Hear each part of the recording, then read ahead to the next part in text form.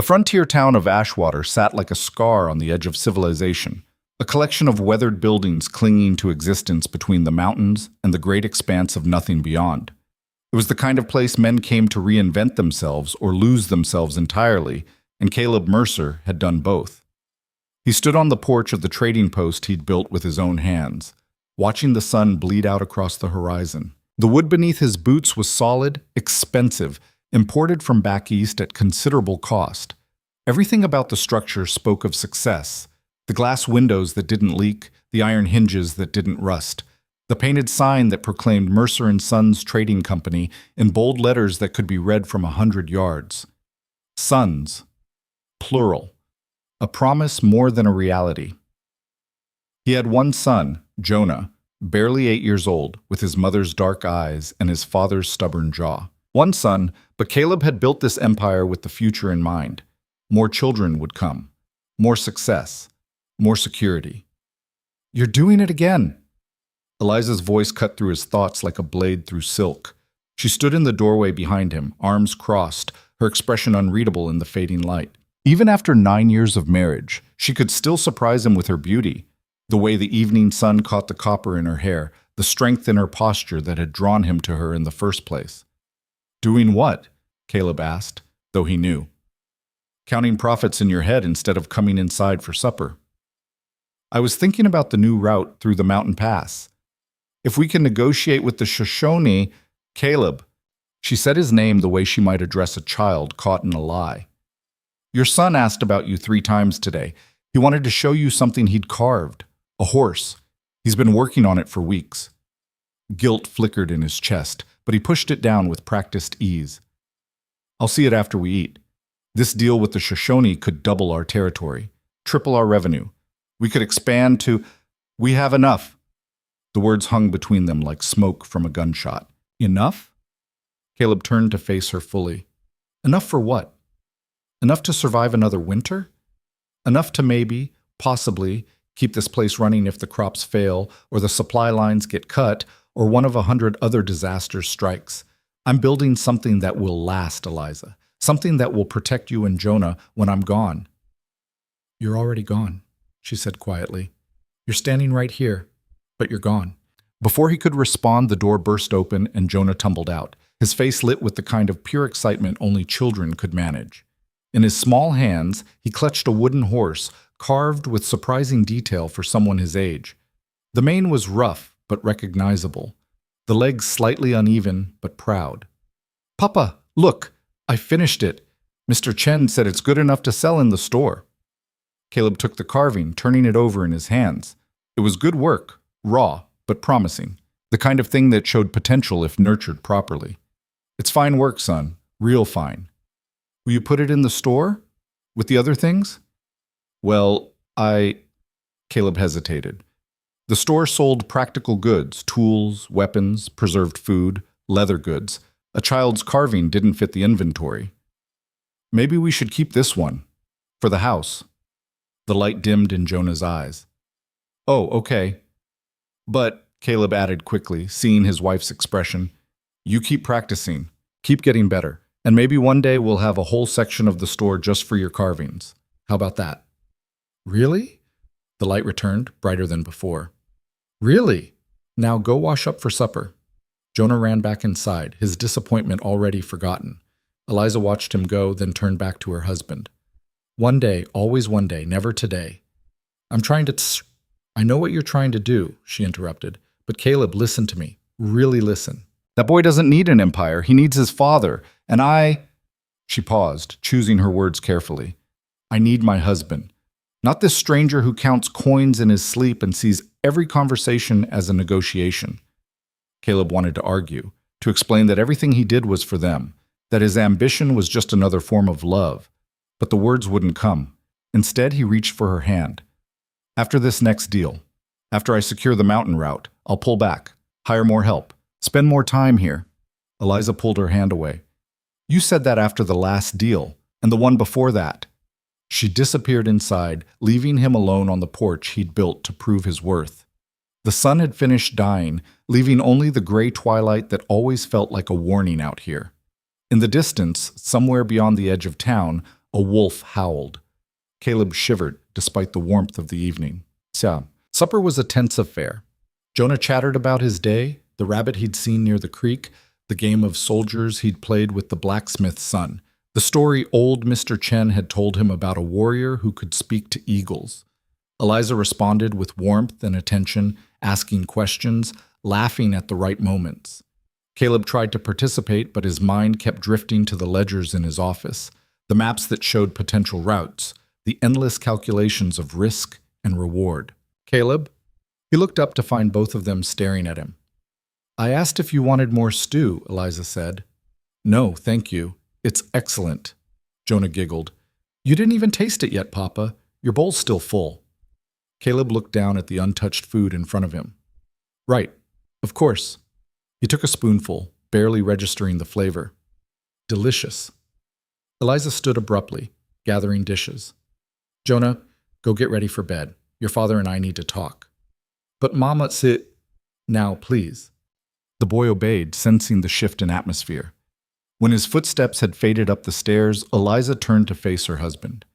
I'm taking Jonah to visit my sister in Sutter's Creek. Caleb blinked. What? When? Next week. We'll be gone for a month, maybe longer. A month? Eliza, I can't spare you from the store for that long. The inventory, the accounts. Hire someone. I can't just hire someone to, then don't. Her voice was steel wrapped in silk. I'm not asking permission, Caleb. I'm telling you what's happening. Maybe some distance will help you remember what actually matters. This isn't fair, he said, anger rising. Everything I do for this family, to keep us safe, to give us a future. No, she replied, her eyes bright with unshed tears. You do it because you're terrified. Terrified that without wealth, without success, without this empire you're building, you're nothing. But I didn't marry an empire. I married a man, and I'm starting to forget what he looks like.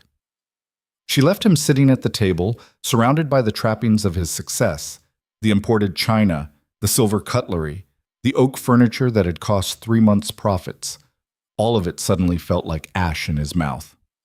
Caleb didn't sleep that night. He sat in his office, staring at maps and ledgers without really seeing them. The house was silent except for the creaks and groans of settling wood, the occasional scurry of mice in the walls. Around midnight, he heard it, a sound that didn't belong, the soft whicker of horses where there should be none, the creak of leather, the careful, deliberate silence of men trying not to be heard. He was out of his chair and reaching for the rifle above the door before his conscious mind had caught up. Years on the frontier had honed instincts that civilization could never quite erase. Something was wrong. The house exploded into chaos. Glass shattered, doors splintered, men poured in from multiple directions at once, organized, efficient, brutal. Caleb got one shot off, saw a shadow fall, then something slammed into his skull and the world tilted sideways. When his vision cleared, he was on the floor of his own living room, blood streaming from a cut above his eye. 4 men stood around him, faces obscured by bandanas, weapons drawn. They weren't random raiders. Their movements were too coordinated, too purposeful. Where is it? The one who spoke had a voice like gravel, with an accent Caleb couldn't place. Where's what? Take the money. The safe is in the office. A boot slammed into his ribs, driving the air from his lungs. Where? Is it? I don't... Upstairs, Eliza screamed. Caleb surged up despite the pain, despite the guns, driven by pure animal fury. He made it 3 steps before someone hit him again, harder this time. His knees buckled. Bring them down, the leader said calmly. 2 of the men disappeared up the stairs. Caleb struggled to rise, but someone pressed a knife against his throat, just hard enough to draw blood. Stay down unless you want to watch your family die slow. The wait was eternal. Caleb's mind raced through possibilities, through escape routes and desperate gambits. But the cold reality was crushing. He was unarmed, outnumbered, and bleeding. These weren't opportunistic thieves. They'd come for something specific. Heavy footsteps on the stairs. Then Eliza appeared, shoved roughly into the room, her nightgown torn at the shoulder. Her eyes found Caleb's, and in them he saw fear, yes, but also a terrible accusation. This is your fault. Your ambition brought this here. Behind her, one of the raiders carried Jonah. The boy was awake, tears streaming down his face, but he wasn't crying out. just silent, terrified tears. "Son," Caleb said, his voice breaking. "It's okay. It's going to be quiet." The leader stepped forward, studying Caleb with eyes that were too calm, too cold. "One more time. The package you transported from Fort Bridger last month. Where is it?" Caleb's mind spun. Fort Bridger. Last month. He'd moved dozens of packages, hundreds of items. "I move goods for a living. I don't remember every—" The man nodded once. The raider holding Jonah drew a knife. "No!" Caleb's scream was primal. "Wait, please.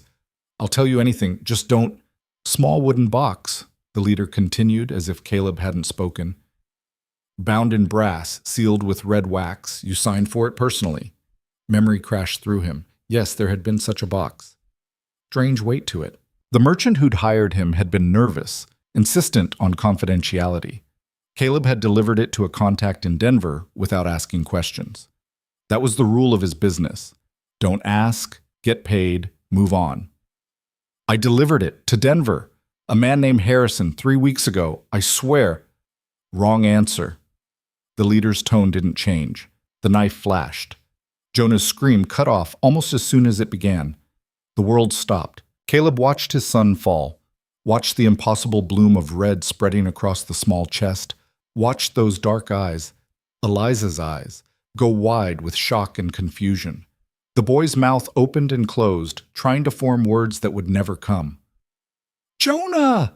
Eliza's shriek shattered the frozen moment.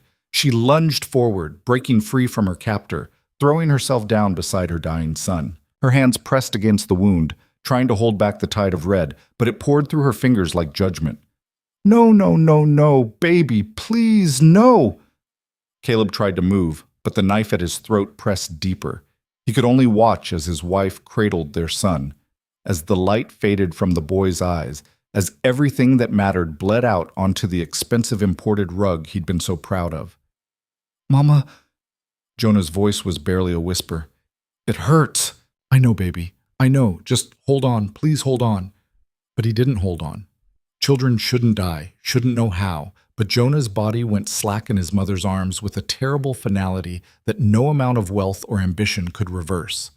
Eliza's scream was something beyond human, the sound of a soul breaking, of a world ending. She rocked back and forth, holding the small body covered in her son's blood, making sounds that would haunt Caleb's nightmares for whatever remained of his life. "Please," Caleb whispered, his voice destroyed. "Please, take anything, everything. Just leave her. Let her go. Please." The leader crouched down to Caleb's level. "The package wasn't in Denver. Harrison never received it, which means either you still have it or you know where it really is, and you're going to tell me." "I don't know. I swear I don't." "Then she's coming with us. When your memory improves, you know how to find us." He stood, gesturing to his men. "Take the woman." "No!" Caleb thrashed against the blade at his throat, felt it slice deeper, didn't care. "Take me. I'll help you find it. Whatever it is, I'll—" Something crashed into the side of his head. The world spun.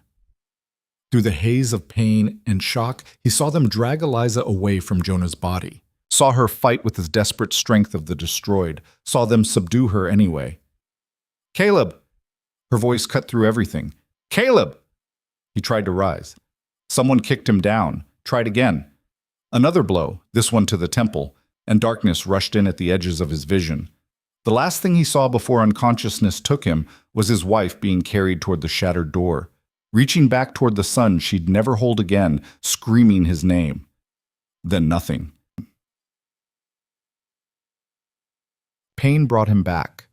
Caleb woke to find his house silent, lit only by the gray light of dawn filtering through broken windows. His head throbbed with each heartbeat. His ribs screamed with every breath. The knife wound on his throat had crusted over, not deep enough to kill, but deep enough to leave a permanent reminder. He pushed himself up slowly, the room spinning. His hands were sticky with dried blood, his own and his son's. Jonah. The boy lay where he'd fallen, small and still, his skin pale as parchment. Someone had closed his eyes. Eliza, probably, in those final seconds before they'd torn her away. The wooden horse he'd carved lay beside him, one of the legs broken off. Caleb crawled to his son's body and gathered it up, the weight impossibly light. He'd held Jonah as an infant, marveled at how fragile life could be. Now that fragility had been proven in the worst possible way. "I'm sorry," he whispered into the boy's hair. "I'm so sorry. I should have been there, should have protected you, should have." His voice broke. "Should have stayed for supper." The grief came in waves, each one threatening to drag him under. He wanted to drown in it, to let it pull him down into darkness where he didn't have to face what had happened, what he'd lost, what he'd caused through his endless ambition. But Eliza was alive. Somewhere out there, in the hands of killers, his wife was alive. The thought cut through the grief like a blade through fog. He gently laid Jonah down and forced himself to stand despite the agony in his body. He moved through the destroyed house, taking inventory with the cold efficiency that had made him successful. The safe in his office had been blown open, the contents scattered but mostly intact. They'd taken cash but left the important documents, land deeds, contracts, letters of credit. In the back, hidden behind a false panel he'd installed himself, his emergency cash remained untouched. Gold coins, a pair of revolvers, ammunition, and a knife he'd won in a card game years ago. They'd been looking for something specific, this mysterious package, and they believed he knew where it was. Caleb's mind worked through the haze of pain and grief. Fort Bridger, the nervous merchant, the sealed box. He'd delivered it to a contact address in Denver, received payment, moved on. Standard transaction. But Harrison, he'd never met anyone named Harrison. The delivery had been to a boarding house, handed off to a woman who'd signed for it with an X. Someone had lied. Either his client about the delivery point, or these raiders about what Harrison had received. And somewhere in that lie was the key to finding Eliza. He spent the next hour preparing, washed the blood from his face and hands, bound his ribs with torn sheets, packed supplies, dried food, water skins, ammunition, maps, the gold from his safe. He dressed in trail clothes, sturdy and dark, and armed himself with both revolvers and the knife. At the door, he paused and looked back at his son's body. He should bury him, should do it properly, with words and ceremony. But every minute he delayed was a minute Eliza was in the hands of monsters. "I'll come back," he promised the silent house. "I'll bring her home. Then we'll—" His voice failed. There was no then. Not anymore. He stepped out into the morning and found ash water beginning to stir. A few early risers had gathered near his porch, drawn by the sounds of the night's violence. He recognized faces, his customers, his neighbors, the people he'd done business with for years.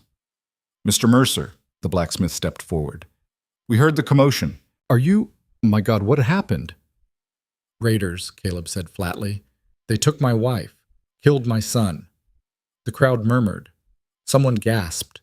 The blacksmith's face went pale. "We should form a posse, get the sheriff from Sutter's Creek, organize a—" "No." Caleb checked his weapons with mechanical precision. "No posse. No sheriff. This is personal.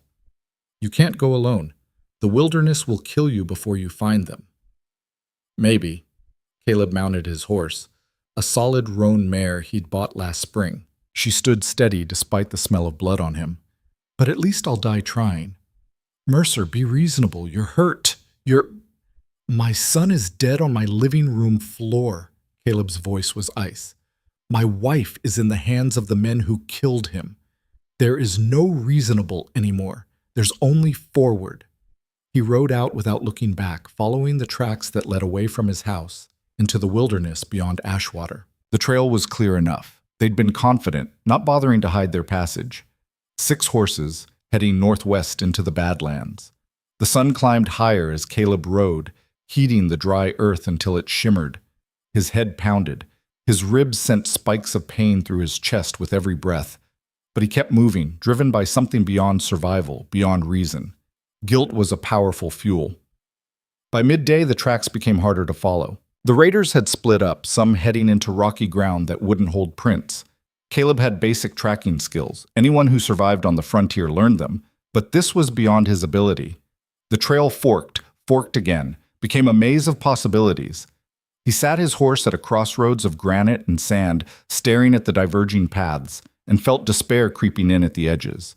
He was a businessman, not a tracker, not a warrior. What made him think he could find them?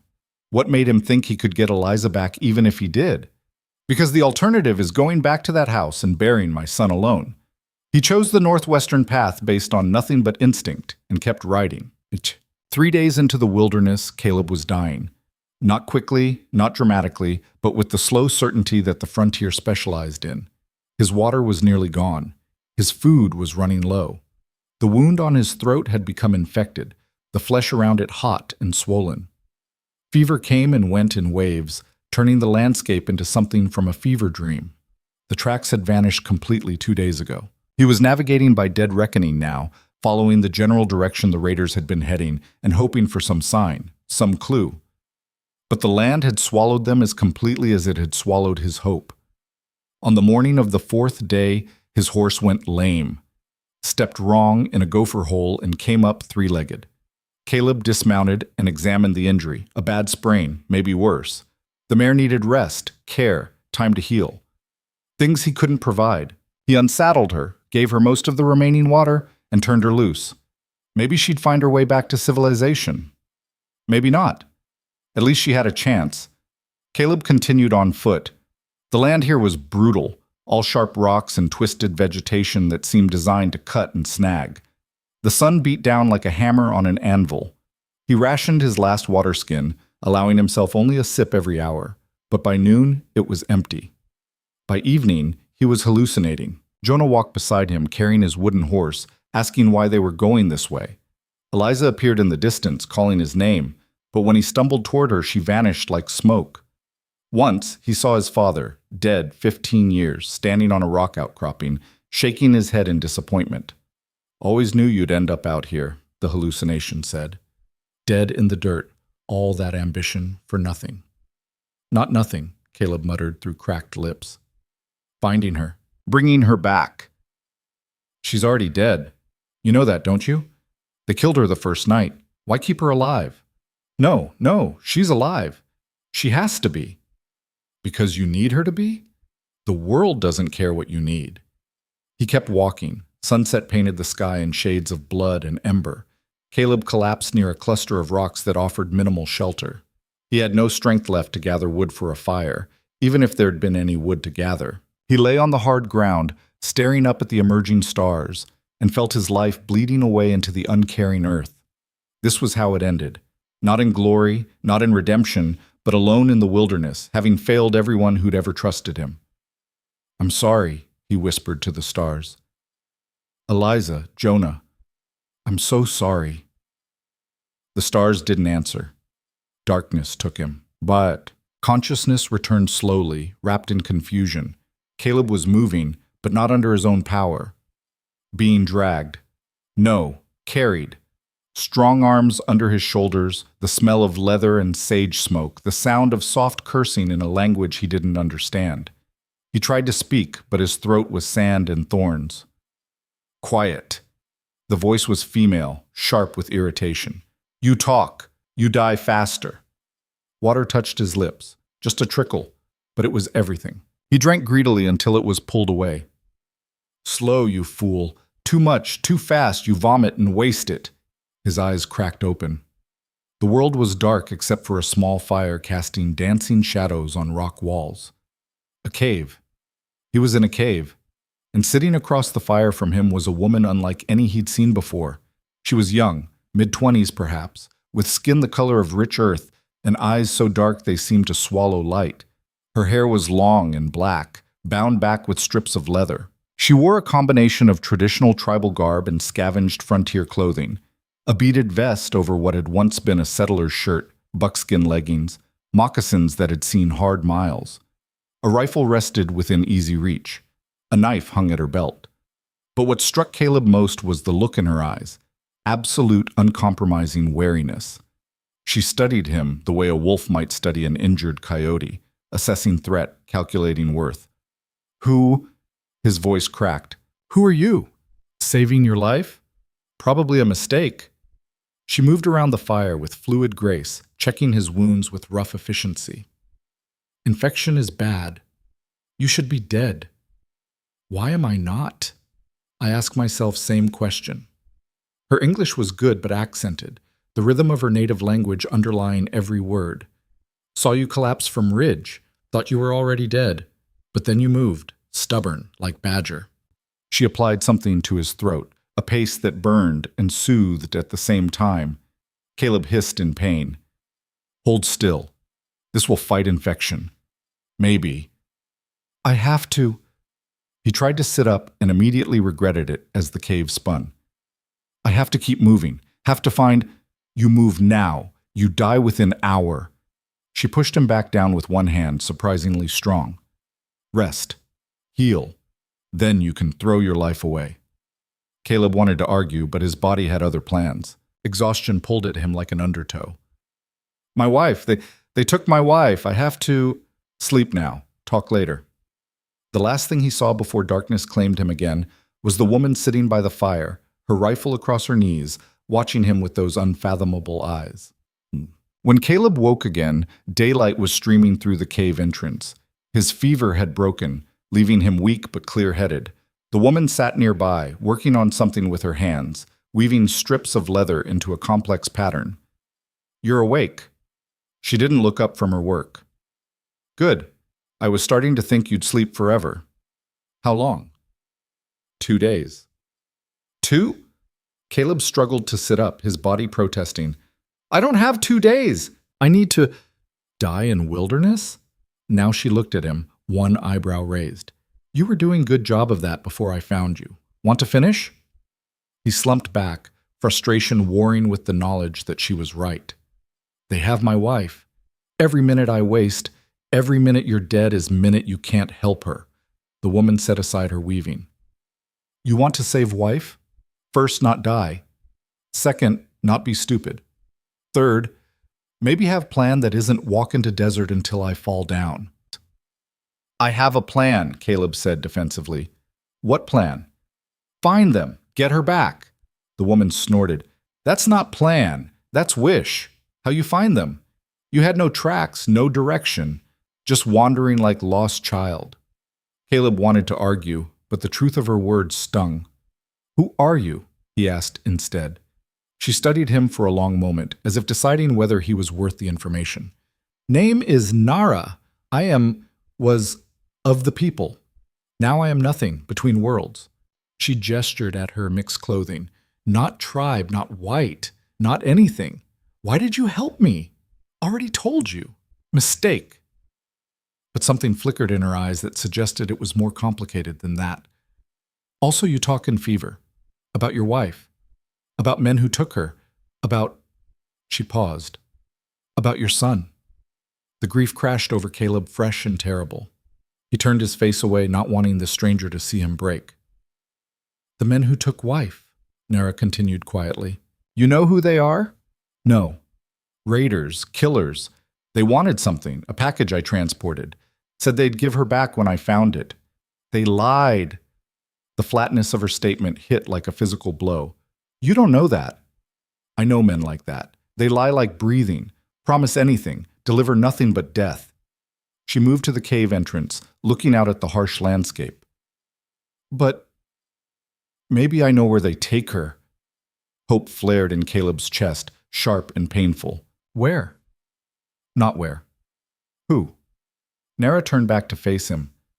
Men you describe, organized, brutal, looking for specific thing, sound like Dalton's crew, Thomas Dalton. He runs territory north of here, deals in everything. Guns, gold, secrets. If package was valuable and someone hired men to take it back, would be him. Where can I find him?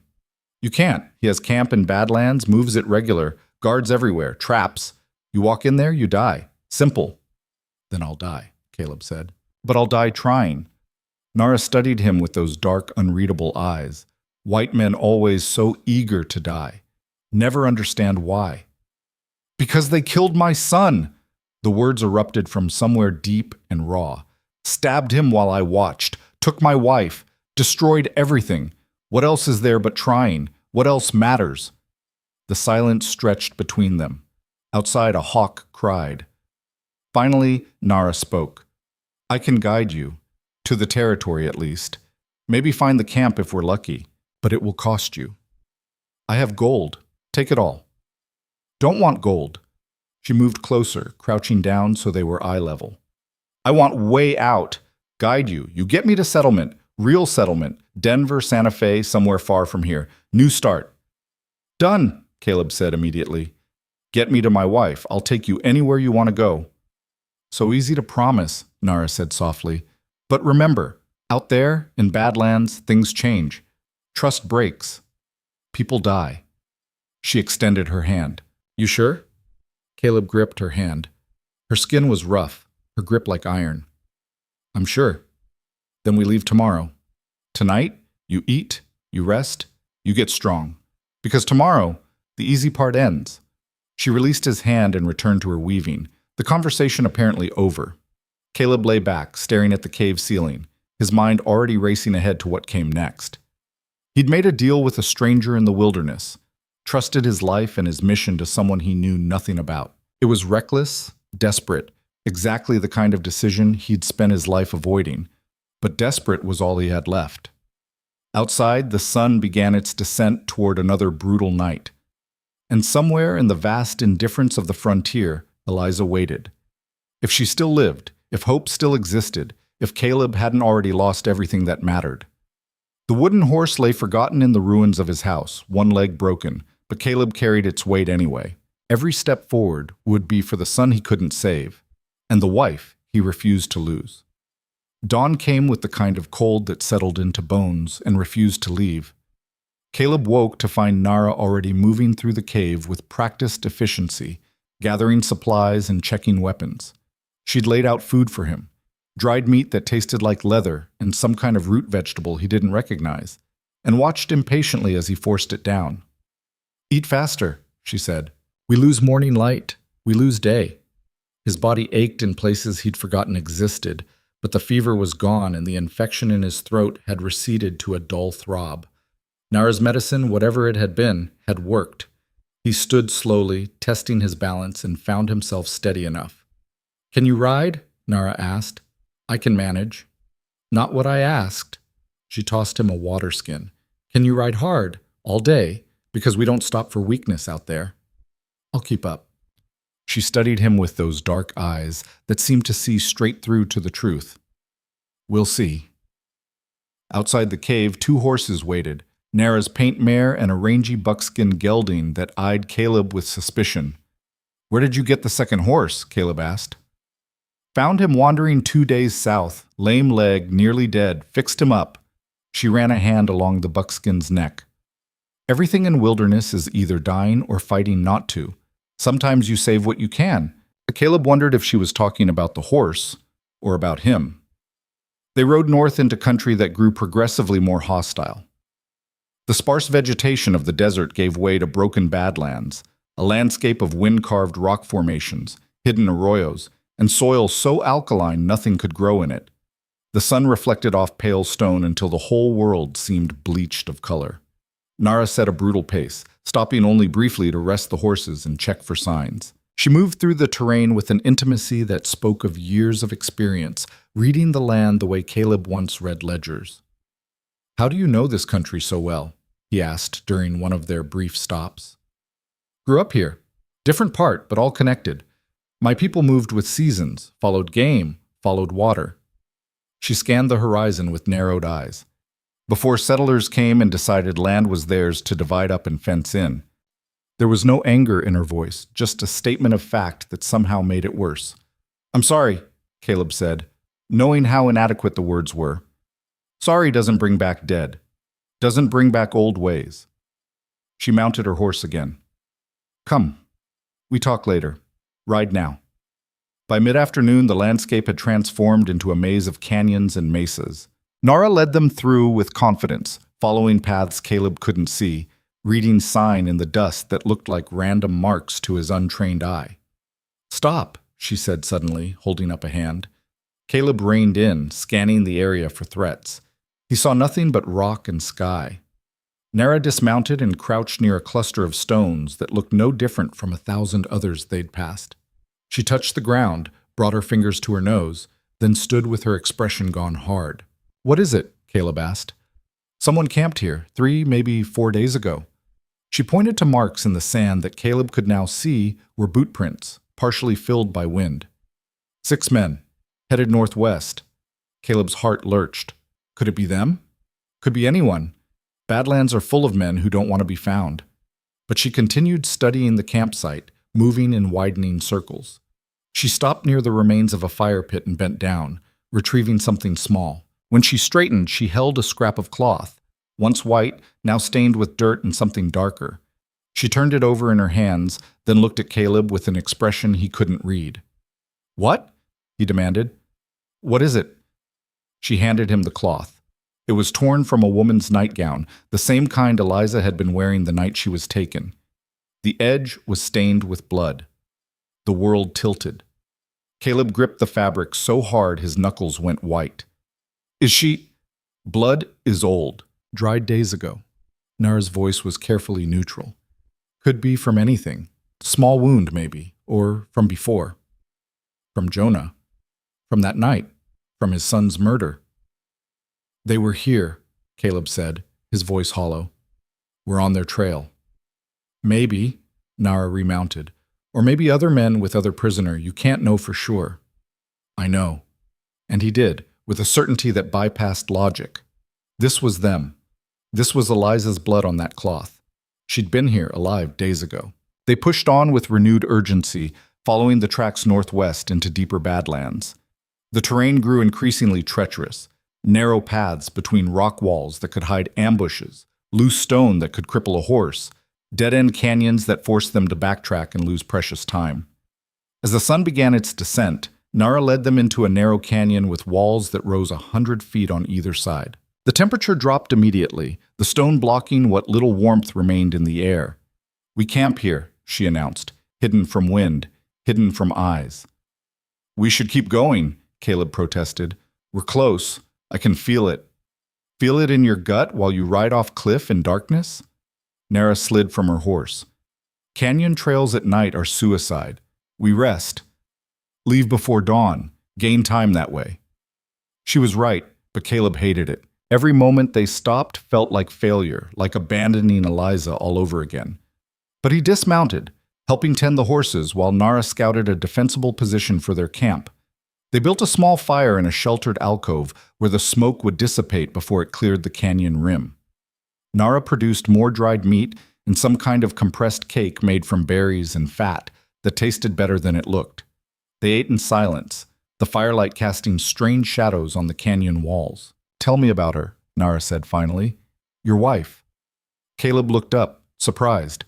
The woman had shown no interest in conversation since they'd started riding. "Why?" "Because we're hunting for her. Should know who we're hunting for." She poked at the fire with a stick. "Also, silence makes me think too much. Thinking is dangerous out here." Caleb wasn't sure he wanted to talk about Eliza, to give voice to memories that hurt too much. But something in Nara's tone suggested this wasn't idle curiosity. "Her name is Eliza," he began slowly. "We met in St. Louis 9 years ago. I was there trying to expand my trading routes, and she was—" He smiled despite himself. "She was arguing with a supplier who'd tried to cheat her father. She was fierce, didn't back down even when the man threatened to blacklist their business." "Strong woman," Nara said. "Good." "She didn't want to come west at first.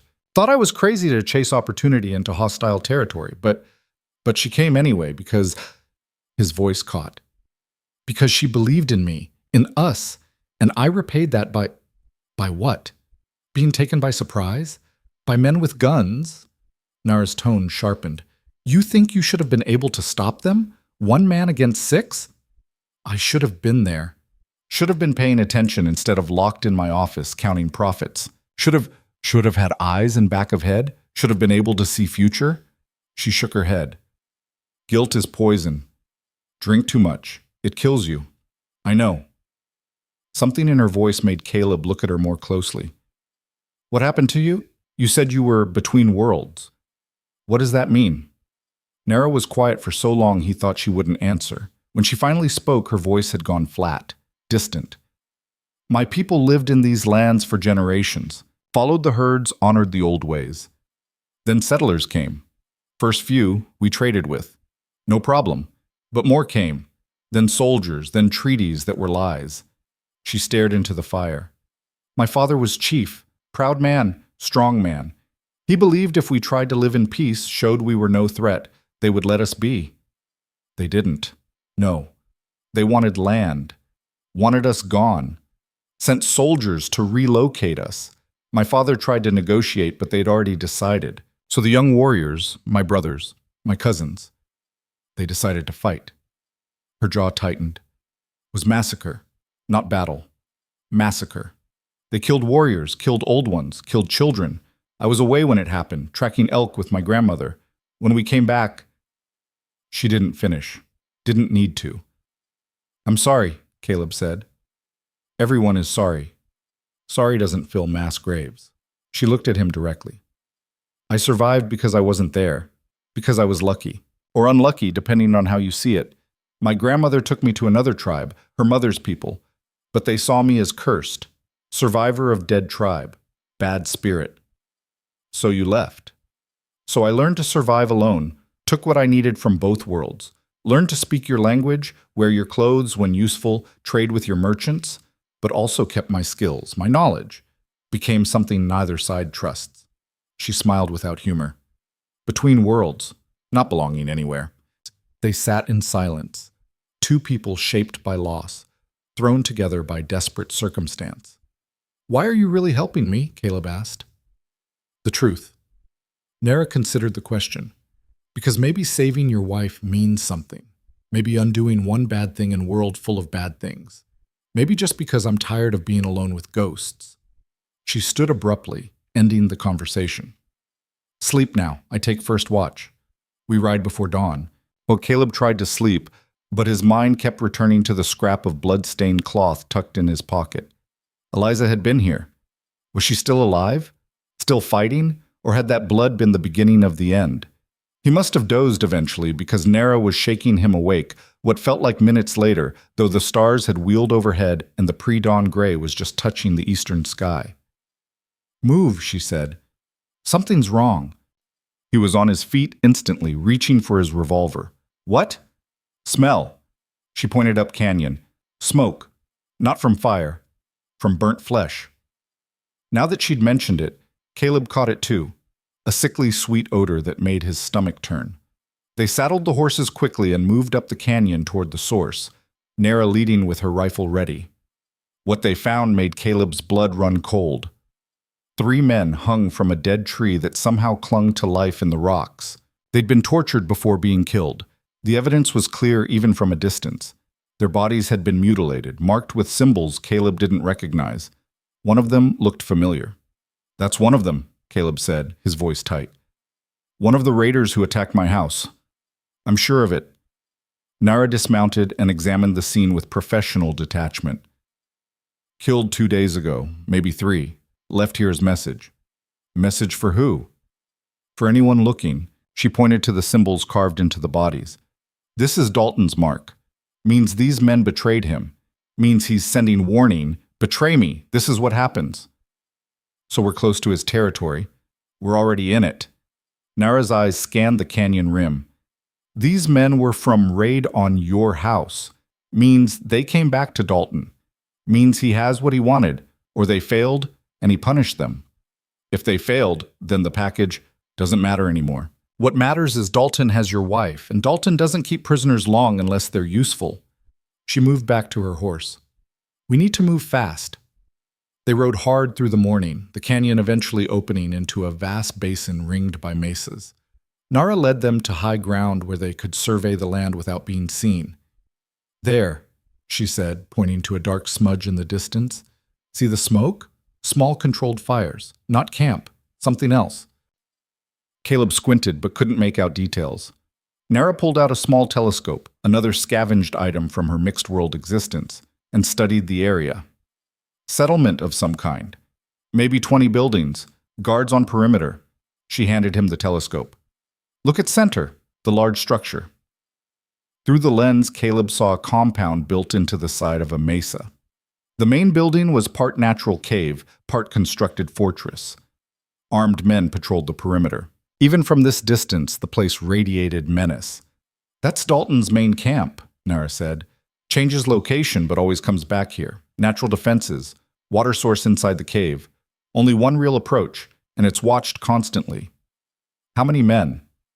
30, maybe more, trained, well-armed, and they know terrain better than you. She lowered the telescope. Walking in there is suicide. Then we don't walk. We find another way. Nara looked at him like he was insane. There is no other way.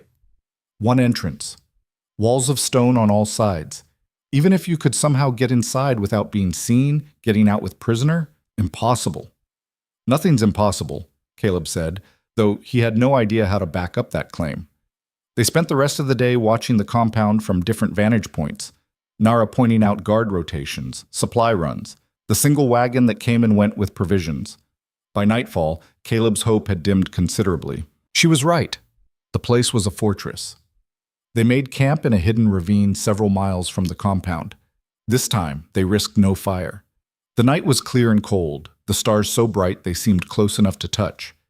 I need to tell you something, Nara said in the darkness. The tone of her voice made Caleb's gut tighten. What?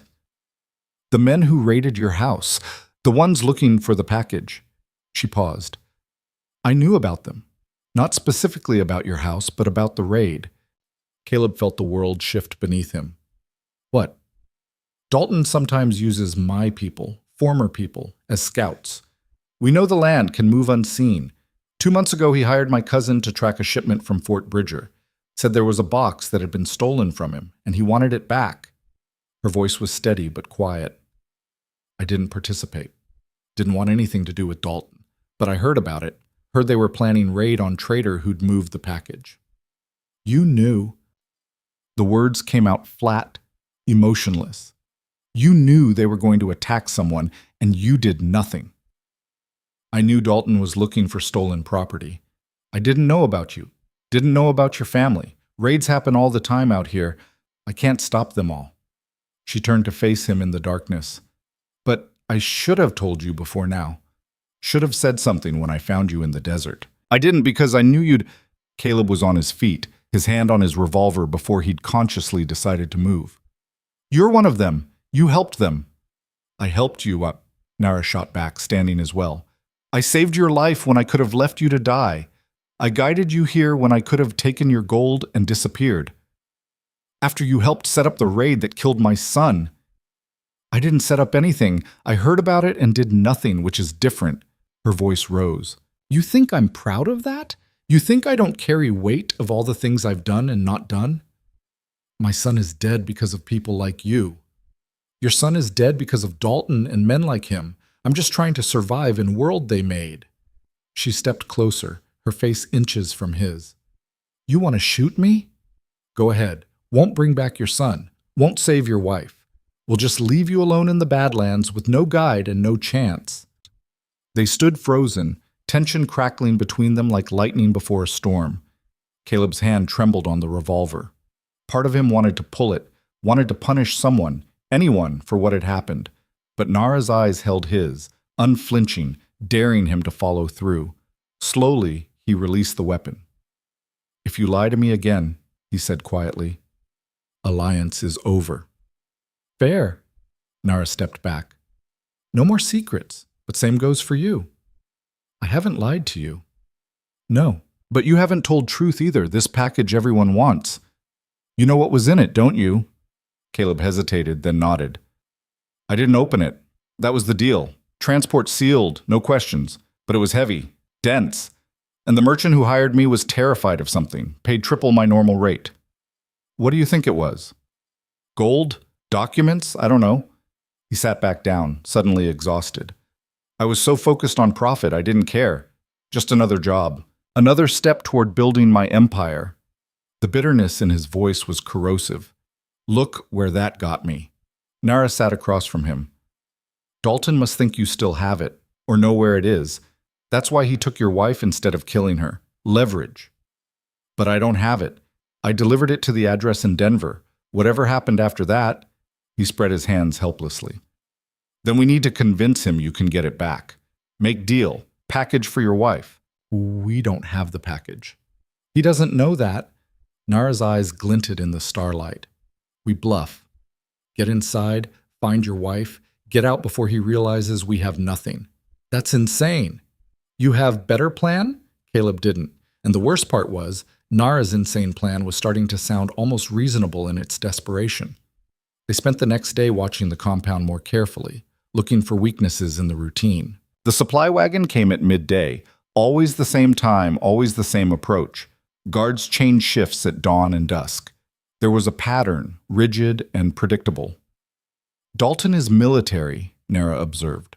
Or was. Moves like soldier, thinks like soldier. Discipline, routine, order. Is that good or bad for us? Both. Means his men are well trained, but also means they rely on routine. Break the routine, create chaos, they'll hesitate. As evening approached, a commotion at the compound drew their attention. Men gathered near the main building, forming a circle. Caleb grabbed the telescope and felt his heart stop. They were dragging a woman into the center of the circle.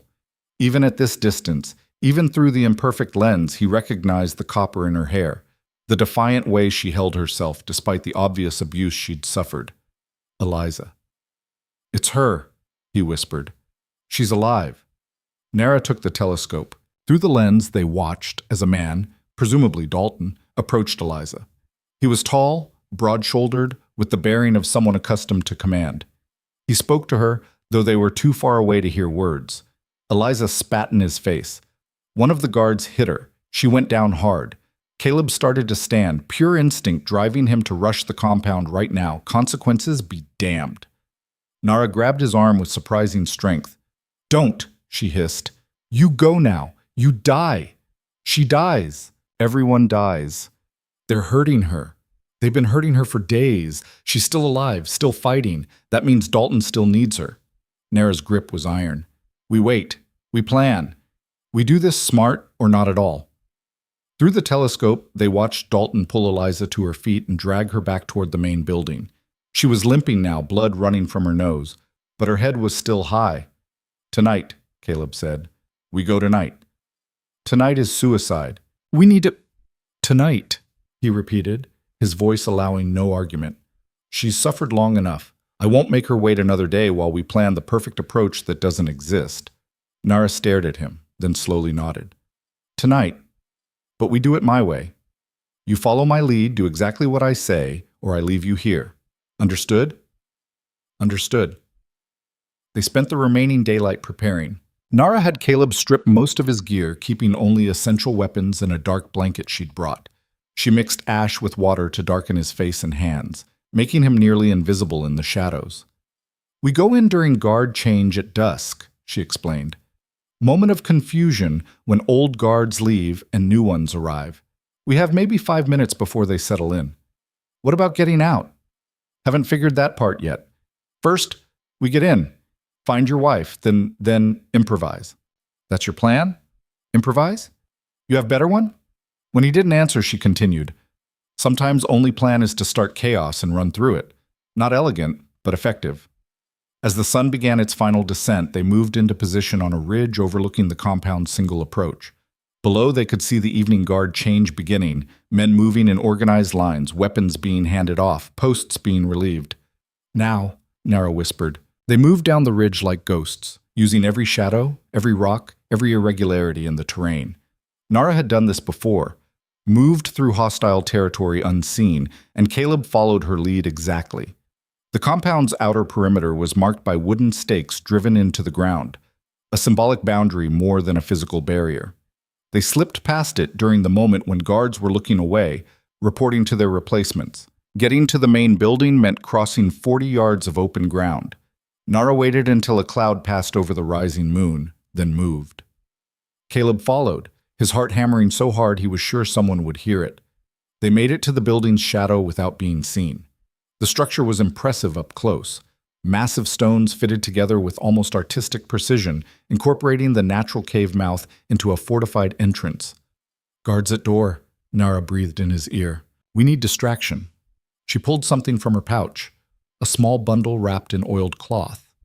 Inside were what looked like firecrackers, the kind traders brought from the Orient. She moved along the building's edge to where supply crates were stacked, set the firecrackers among them with a slow-burning fuse, then retreated. They waited. The explosions, when they came, were louder than Caleb expected. A series of sharp cracks that sounded almost like gunfire. Men shouted. The guards at the door abandoned their post to investigate. Nara and Caleb slipped inside. The interior was lit by torches, the flickering light making shadows dance on stone walls. They could hear voices deeper in the complex, men arguing, women crying, the general cacophony of a camp settling in for the night. "Where would he keep prisoners?" Caleb whispered. "Deeper in. Somewhere secure." Nara pointed to a passage leading down into the cave system. "There." They descended into darkness barely held back by occasional torches. The air grew cooler, damper. Water dripped somewhere in the distance. The passage branched multiple times, creating a labyrinth designed to confuse anyone who didn't know the way. Nara chose paths seemingly at random, but Caleb suspected she was following some logic he couldn't perceive. They passed storage rooms filled with weapons and supplies, sleeping quarters where men snored, an armory that would have made a frontier fort jealous. Then they heard it, a woman's voice, hoarse but defiant. "I told you I don't know where it is. I told you 20 times my husband moved packages, but he never told me what was in them or where they went." "Eliza." Caleb started toward the voice, but Nara grabbed him. "Wait, guards!" She was right. Two men sat outside a heavy wooden door playing cards and passing a bottle between them. Getting past them without alerting the entire compound would be nearly impossible. Unless...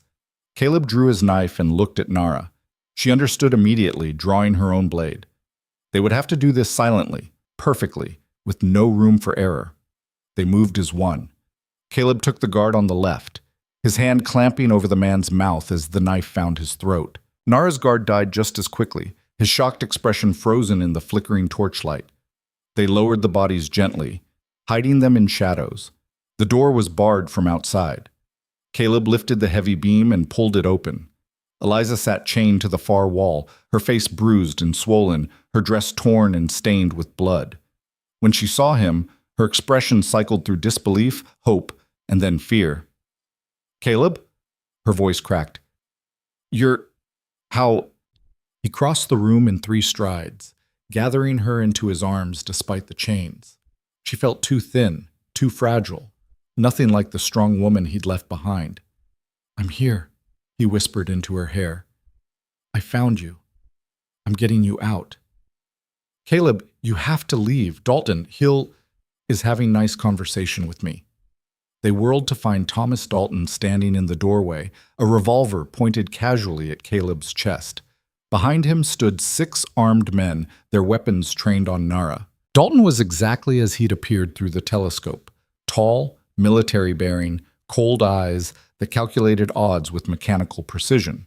He smiled, but there was no warmth in it. "Mr. Mercer, I was wondering when you'd show up." Caleb's hand moved toward his revolver, but Dalton's voice cut through the impulse like a blade. "I wouldn't. My men have exceptional aim, and your lady friend there looks tired of being shot at." His eyes flicked to Nara with recognition that made Caleb's blood run cold. "Hello, Nara. Been a while since you've graced us with your presence. I heard you'd gone completely native, living in caves like your ancestors." Nara's expression didn't change, but Caleb saw the tension in her shoulders, the way her hand flexed near her knife. "Dalton." "You know each other?" Caleb asked, though the sinking feeling in his gut already knew the answer. "Know each other?" Dalton laughed, the sound echoing off stone walls. "Nara used to work for me. One of my best scouts, actually. Could track a ghost through a sandstorm, until she decided her conscience was worth more than gold and disappeared into the wilderness." He tilted his head. "What changed your mind? The money I'm offering must be exceptional for you to come back." "I'm not back," Nara said flatly. "I'm just here." With a man looking for his wife. How touching. Dalton's attention returned to Caleb. "Speaking of which, Mr. Mercer, you've caused me considerable trouble. 3 of my men dead because they couldn't follow simple instructions, a package that's vanished into thin air, and now you've infiltrated my compound like some kind of avenging ghost. I'm impressed, truly, but also quite annoyed." "Let her go," Caleb said, his voice steady despite the gun pointed at his chest. "Whatever you want, we can negotiate. But let Eliza go first. Negotiate? Dalton moved further into the room, his men maintaining their positions in the doorway. With what? You have nothing I want except information, and I've been extracting that from your lovely wife for days now. She's been remarkably stubborn, by the way. You should be proud. Eliza made a sound, half sob, half bitter laugh. I told you everything I know, which is nothing. My husband didn't share his business dealings with me. So she claims, Dalton said. But I'm not entirely convinced. People will say anything under duress, including the truth disguised as ignorance. He pulled up a chair and sat, completely relaxed despite the tension crackling through the room. So let me lay out our situation clearly. You, Mr. Mercer, transported a package from Fort Bridger to Denver. That package belonged to me, stolen by a competitor who thought he could move it before I noticed. You were the unwitting courier. I delivered it, Caleb said, to the address I was given. If it didn't reach whoever you think has it, that's not my problem. Ah, but it is your problem, because the address you delivered to was a dead drop, and the package never arrived at its final destination, which means either you lied about delivering it, or someone intercepted it between your drop and the pickup. Dalton leaned forward. I'm betting on the former. I think you opened it, saw what was inside, and realized it was worth more than whatever pittance you were being paid. I think you stashed it somewhere, thinking you could come back for it later. You're wrong. Am I? Dalton's smile was knife-sharp. Then explain how my men found your trading post completely intact. Your safe blown open, yes, but the really valuable items, your land deeds, your contracts, your letters of credit, all still there. If you were just a simple merchant, why didn't they burn the place down out of spite?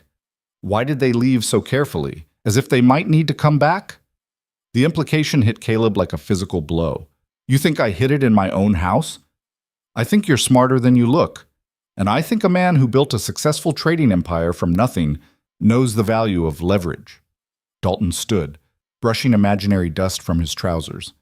So here's what's going to happen. You're going to take a few of my men back to Ashwater, and you're going to retrieve my property. And if you do that, I'll let your wife go. Mostly unharmed. And if I can't? If I genuinely don't have what you're looking for? Then I'll kill her slowly while you watch, then kill you. Simple economics. If I can't profit from this situation, I'll at least get some satisfaction. He said it with the casual tone of someone discussing the weather. Caleb felt Eliza's hand grip his arm, her fingers digging in with desperate strength. He looked at Nara, who stood perfectly still, her face an unreadable mask. No help there. She was outnumbered and outgunned. How do I know you'll keep your word? Caleb asked. How do I know you won't kill us both once you have what you want? You don't. But you also don't have a choice, which is what makes this so beautifully simple. Dalton gestured to his men. Separate them. Put Mercer in the north cell, the woman back where she was. As for Nara, he paused, considering. Lock her up too. I'll decide what to do with a traitor later. The men moved forward. Caleb started to resist, but Eliza's voice stopped him. Don't, she whispered. Please. Just do what he says. I can't watch you die too. 2. The word hung in the air, heavy with the loss of their son. Caleb let himself be pulled away from her, his eyes locked on hers until the guards turned him down a different passage. The last thing he saw was Eliza being shoved back into her cell and Nara being dragged in the opposite direction, her expression still maddeningly calm. The north cell was smaller than Eliza's prison, barely large enough to stand in. They threw Caleb inside, chained his hands to a ring in the wall, and left without a word. The door slammed shut, cutting off even the torchlight from the passage. Darkness wrapped around him like a burial shroud. Caleb slumped against the stone wall, his mind racing through impossible scenarios. He didn't have the package, didn't know where it was, didn't even know what it contained, though Dalton's desperation suggested something far more valuable than gold. Documents, maybe? Evidence of something? The pieces didn't fit together. Time became meaningless in the dark. It could have been hours or minutes when he heard the scrape of metal on stone, a key in the lock. The door opened a crack and a figure slipped inside. Quiet, Nara's voice whispered. Guards are changing. We have maybe 3 minutes. How did you... Later. Listen, now. She moved to his chains, working at the lock with something he couldn't see. Dalton's not going to let any of us live, deal, or no deal. He can't afford to leave witnesses. I figured that much. Good. Then you know we need to leave. Tonight. Now. The chains fell away. Caleb rubbed his wrists, feeling circulation return in painful tingles. What about Eliza? That's why we're leaving now, while guards are distracted. Nara pressed something into his hand, his revolver, somehow retrieved. But we need to move fast and quiet. No heroics, no stops. We get her, and we run. Where? They'll hunt us down before we make it a mile. I know these caves. Grew up exploring them before Dalton claimed this place as his fortress. There are passages he doesn't know about. Ways out that aren't guarded. Her voice was urgent. But we have to go now. They moved into the corridor, keeping to shadows that seemed impossibly dark after the complete blackness of the cell. Nara navigated with confidence, leading him through turns and intersections that all looked identical to Caleb's eyes. They encountered one guard, too surprised to shout before Nara's knife found his throat. They dragged the body into an alcove and kept moving. Eliza's cell was exactly where they'd left her. The guards outside were different men, but just as careless, playing cards again, drinking despite being on duty. Dalton's military discipline apparently had limits. Nara and Caleb took them the same way they'd taken the previous guards, quick, silent, final. The door opened to reveal Eliza curled in the corner, her eyes squeezed shut as if she could will herself somewhere else. Eliza, Caleb whispered. Her eyes flew open. For a heartbeat, she didn't move, didn't speak, as if afraid this was another cruel trick. Then she was stumbling toward him, her chains rattling. Is this real? Her voice was raw. Are you really here? I'm here. He held her as Nara worked on the chains. We're getting out. They'll catch us. Dalton has men everywhere. And the desert?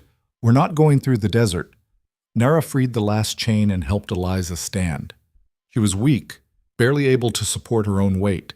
Caleb caught her as she swayed. Can you walk? He asked. I'll crawl if I have to. There was steel in her voice despite the exhaustion. Just get me out of here. They moved back into the corridor, Nara leading, Caleb supporting Eliza. Progress was agonizingly slow. Eliza's injuries and weakness slowed them to a shuffle. Every sound made Caleb's heart jump. Every shadow looked like an approaching guard. Nara led them deeper into the cave system, away from the main compound. The torches became less frequent, the passages narrower. Soon they were navigating by touch, in near-total darkness. Where are we going? Caleb whispered. Old ventilation shaft. Comes out on the mesa top, far from any guards. Nara's voice floated back from the darkness ahead. Used to play here as a child. Dalton doesn't know about it because it's too small for his men, but will fit. The passage opened into a larger chamber where moonlight filtered down from above, a narrow crack in the stone ceiling, barely wide enough for a person.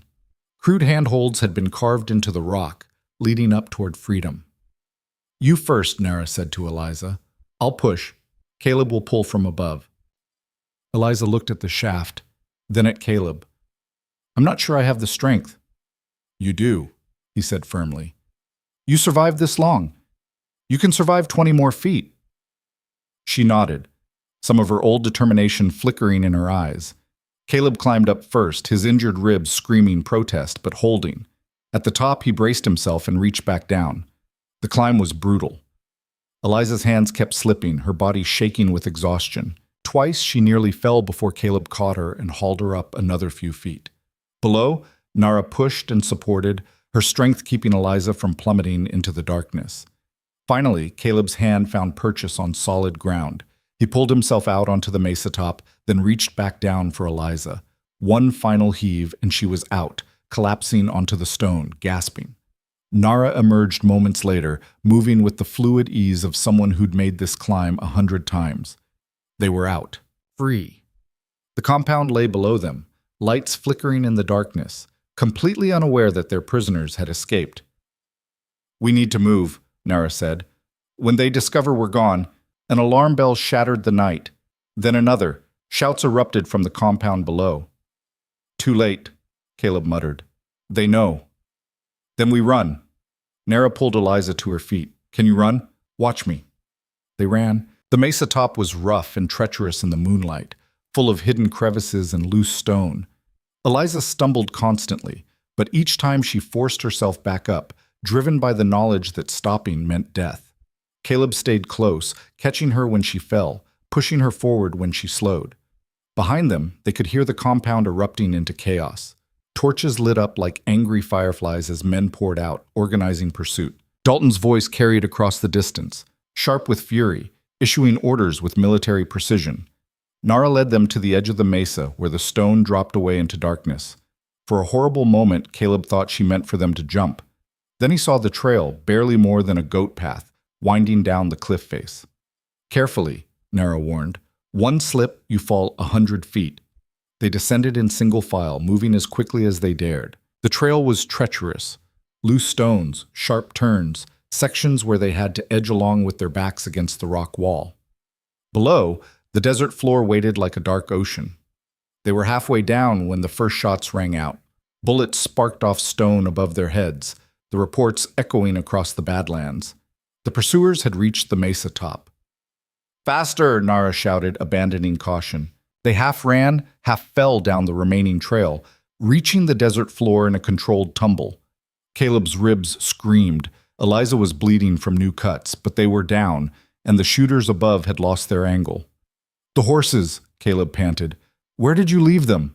2 miles north, hidden ravine. Nara was already moving, pulling them along. "If we can reach them before they cut us off." More shots, these from ground level. Dalton's men were already descending, and some had apparently circled around the mesa base.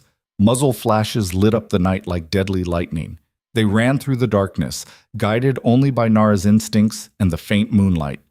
The desert tried to kill them with every step. Hidden rocks, unexpected drops, vegetation that grabbed and tore. Behind them, the pursuit was getting organized. Torches spread out in a search pattern, hemming them in. Caleb's lungs burned. His vision swam. Beside him, Eliza was running on pure willpower, her face a mask of determination despite the obvious agony. And ahead, Nara moved like a shadow given form, navigating the badlands with preternatural skill. The ravine appeared suddenly, a dark slash in the earth. They slid down the slope and found the horses right where Nara had left them, nervous but still secured. Caleb had never been so grateful to see a horse in his life. 2 horses, 3 people, Eliza said. "That's not going to work." "It'll have to." Caleb lifted her onto the buckskin, then swung up behind her. The horse protested the double weight, but held steady. Nara was already mounted on her paint. They rode hard into the night, pushing the horses to their limits. Behind them, the pursuit continued, but on foot they were slower. Distance opened between them and their hunters. For a while, it seemed like they might actually make it. Then the terrain betrayed them. The ravine they'd been following dead-ended in a wall of rock. They wheeled the horses around, looking for another way out, but the walls were too steep. They were trapped. "There," Nara pointed to a narrow gap between boulders. "On foot. Leave the horses." It hurt to abandon the animals, but there was no choice. They squeezed through the gap and found themselves in a maze of rock formations, a natural labyrinth that offered both cover and countless ways to get lost. "Stay close," Nara warned. "Easy to die in here." They moved through the stone maze as quickly as they dared, trying to put distance between themselves and the gap. Behind them, they could hear their pursuers discovering the dead end, the horses, the gap. Dalton's voice carried through the night, coordinating his men with frightening efficiency. The maze opened into a box canyon with walls that glowed pale in the moonlight. Beautiful and deadly, there was only one way in or out, and Dalton's men were between them and it. "We're trapped," Caleb said, the reality sinking in like a stone in water. Nara was scanning the canyon walls, looking for something. "There. See that ledge? If we can climb high enough, we can move along the wall, get above them." "Eliza can barely walk, let alone climb." "Then we make a stand here." Nara checked her rifle, her face grim. "We can hold this position for a while, make them pay for every inch." "Against 30 men?" Eliza shook her head. "That's suicide." "You have better idea?" The sound of men entering the canyon ended the debate. Torches appeared in the entrance, spreading out as Dalton's forces moved in for the kill. They had all the time in the world. Their prey was cornered. Caleb, Nara, and Eliza took positions behind a cluster of boulders, weapons ready. The approaching men were cautious now, knowing their quarry was armed and desperate. They advanced slowly, using cover, professional in their approach. Dalton's voice echoed off the canyon walls. "Mr. Mercer, I admit I'm impressed. You've made it further than I expected. But this is where it ends. Surrender now and I'll make it quick. Your wife, too. That's more mercy than you've earned." Caleb didn't answer. He was counting men, calculating odds, and coming up with nothing but impossible numbers. "No response? Fine." Dalton's tone hardened. "Open fire." The canyon exploded with gunfire. Bullets ricocheted off stone, whined through the air, kicked up dust and fragments of rock. Caleb fired back, saw a man fall. Nara's rifle cracked methodically, each shot carefully aimed. They were making Dalton's men pay, but there were too many. A bullet caught the boulder next to Eliza's head, showering her with stone chips. She flinched but didn't break, returning fire with Caleb's second revolver. "We can't win this," she said, her voice surprisingly calm. "You know that, right?" "I know," Caleb admitted. "But I'm not letting them take you again." "Then we go together." She looked at him, and in her eyes he saw the same fierce determination that had made him fall in love with her 9 years ago. "However this ends, we end it together." Nara glanced at them, something unreadable flickering across her face. "Touching. But I'm not ready to die yet." She stood suddenly, rifle held high. "Dalton, I want to make a deal." The firing stopped. Confused silence filled the canyon. "What are you doing?" Caleb hissed. "What I should have done from the start." Nara stepped out from behind the boulders, completely exposed. "Dalton, you want the package? I know where it is." "Nara, no." Caleb started to rise, but she shot him a look that pinned him in place. Dalton emerged from cover, his men surrounding him but weapons lowered. "You expect me to believe you, after betraying me once already?" "I didn't betray you. I left. Different thing." Nara moved forward slowly, hands visible, but I kept eyes and ears open.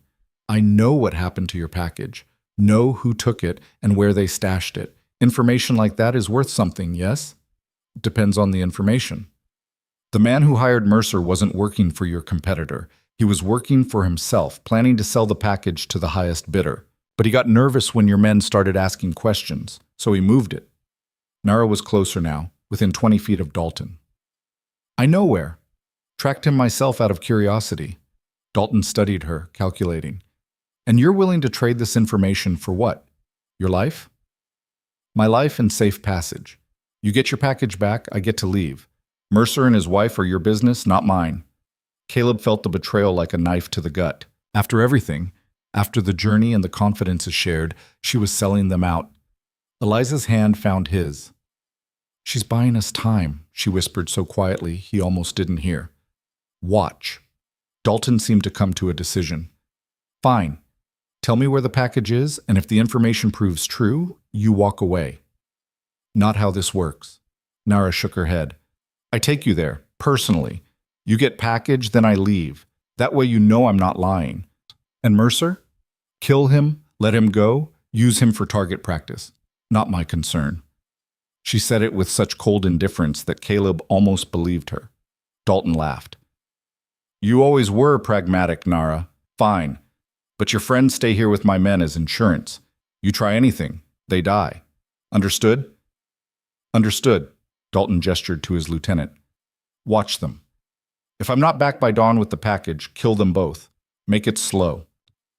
He and Nara disappeared into the darkness, taking half the men with them. The remaining 15 spread out in a perimeter, weapons trained on Caleb and Eliza. They sat in silence, backs against the boulder, waiting for an end they both knew was coming. Whether Nara returned with the package or not, Dalton would kill them. There was no other outcome. "I'm sorry," Caleb said finally, "for all of it. The ambition, the distance, the choices that led us here." "I'm not," Eliza said. "Not anymore. We're here, together. That's more than I had a week ago. Jonah would want us to survive, to fight." Her voice broke slightly. "To live." Hours crawled by. The guards remained alert, switching positions occasionally, but never dropping their vigilance. The moon tracked across the sky, marking time toward the dawn deadline. Then, as the first gray light touched the canyon rim, they heard it. Horses approaching at full gallop, the sound of chaos and shouting. Nara burst into the canyon on her paint mare, low over the horse's neck, arrows and bullets chasing her. Behind her came not Dalton's men, but others, tribal warriors, 24 at least, painted for war and screaming battle cries that turned blood to ice. The camp erupted into pandemonium. Dalton's men tried to form defensive lines, but the attack was too sudden, too fierce. Warriors poured into the canyon like a flood, overwhelming the guards with sheer numbers and ferocity. Nara reached Caleb and Eliza, sliding off her horse. "Up, now! We have maybe 2 minutes." "What did you do?" Caleb shouted over the battle. "Made a deal with my cousin's tribe. Told them where Dalton camps, promised them his weapons cache if they helped us escape." She was already pulling Eliza onto the horse. "Talk later. Run now." The three of them rode through the chaos, Nara leading a second horse she'd somehow acquired. Warriors and Dalton's men clashed around them, but the tribal fighters opened a path, recognizing Nara. They burst out of the canyon into the gray dawn, riding flat out toward the rising sun. Behind them, the sounds of battle faded into the distance. They didn't stop until the horses were heaving and the compound was miles behind them. Only then did they dismount in the shelter of a rock formation and collapse. "Dalton?" Caleb asked between gasps. "Dead. My cousin made sure of it personally. Had old grudge." Nara leaned against the rock, her face exhausted. "His men will scatter without him. Some will die fighting, others will run. Either way, won't chase us. The package he wanted? Never existed, at least not where I said it was. Lied to buy time, make him leave compound with half his men." She managed a tired smile. "Turns out lying is easier than I remembered." Eliza was staring at Nara with a mixture of gratitude and lingering suspicion. "You saved us. Why? You could have just left, made your own escape." "Could have." Nara met her gaze. "But I'm tired of leaving people behind, tired of running alone. Maybe this time doing right thing matters more than survival." The sun climbed higher, burning away the night's terrors with indifferent light. They had escaped. Against all odds, against impossible numbers, they had survived. But the cost was written on every face, in Eliza's haunted eyes, in Caleb's new understanding of what he'd lost in pursuit of what he'd thought he wanted, in Nara's recognition that redemption was possible even for those who thought they'd traveled too far into darkness. They would rest here, just for a moment, then continue toward whatever came next, carrying their scars and their survival into the merciless morning. The silence that followed their escape was almost worse than the chaos they'd fled. They sat in the shadow of the rocks as the sun climbed higher, each lost in thoughts too heavy to voice. Caleb watched Eliza's hand shake as she tried to drink from the water skin Nara offered, saw how she flinched at every distant sound. The woman who'd defied Dalton to his face was fracturing now that the immediate danger had passed, all the terror she'd been holding back flooding in to fill the space where survival instinct had been. "We should keep moving," Nara said finally. "Dalton's men might scatter, but some will want revenge, and my cousin's warriors won't protect us forever. Their deal was for the weapons, not escort service." "Where do we go?" Caleb asked. His voice sounded hollow even to his own ears. "Depends on what you want. Nearest settlement is Sutter's Creek, 3 days south. Or we could push for Denver, maybe a week if we move steady." Nara was checking the horses, giving them space while still maintaining the conversation. "Either way, we need supplies, food, medicine, fresh mounts eventually." Eliza finally spoke, her voice raw. "I want to go home. Back to Ashwater. I need to—" She couldn't finish, but they all knew what she meant. Jonah. Their son's body was still there, waiting for a burial that was weeks overdue. "That's the most dangerous option," Nara said carefully. "Some of Dalton's men knew about your trading post, could be watching it." "I don't care." Eliza's eyes were fierce despite the exhaustion. "My son deserves better than being left alone in that house. I don't care what it costs." Caleb reached for her hand and found it cold despite the rising heat. "We'll go back. We'll do it right." Nara studied them both for a long moment, then nodded. "Ashwater it is. But we go carefully. Scout it first. Make sure it's not a trap." They rode through the day at a punishing pace, Nara navigating by landmarks and instinct through terrain that looked identical to Caleb's eyes. The badlands gradually gave way to slightly less hostile country, though everything out here was relative. The desert didn't care about human suffering. It just existed, vast and indifferent, By evening, Eliza could barely stay in the saddle. The adrenaline that had kept her moving was gone, leaving only pain and exhaustion.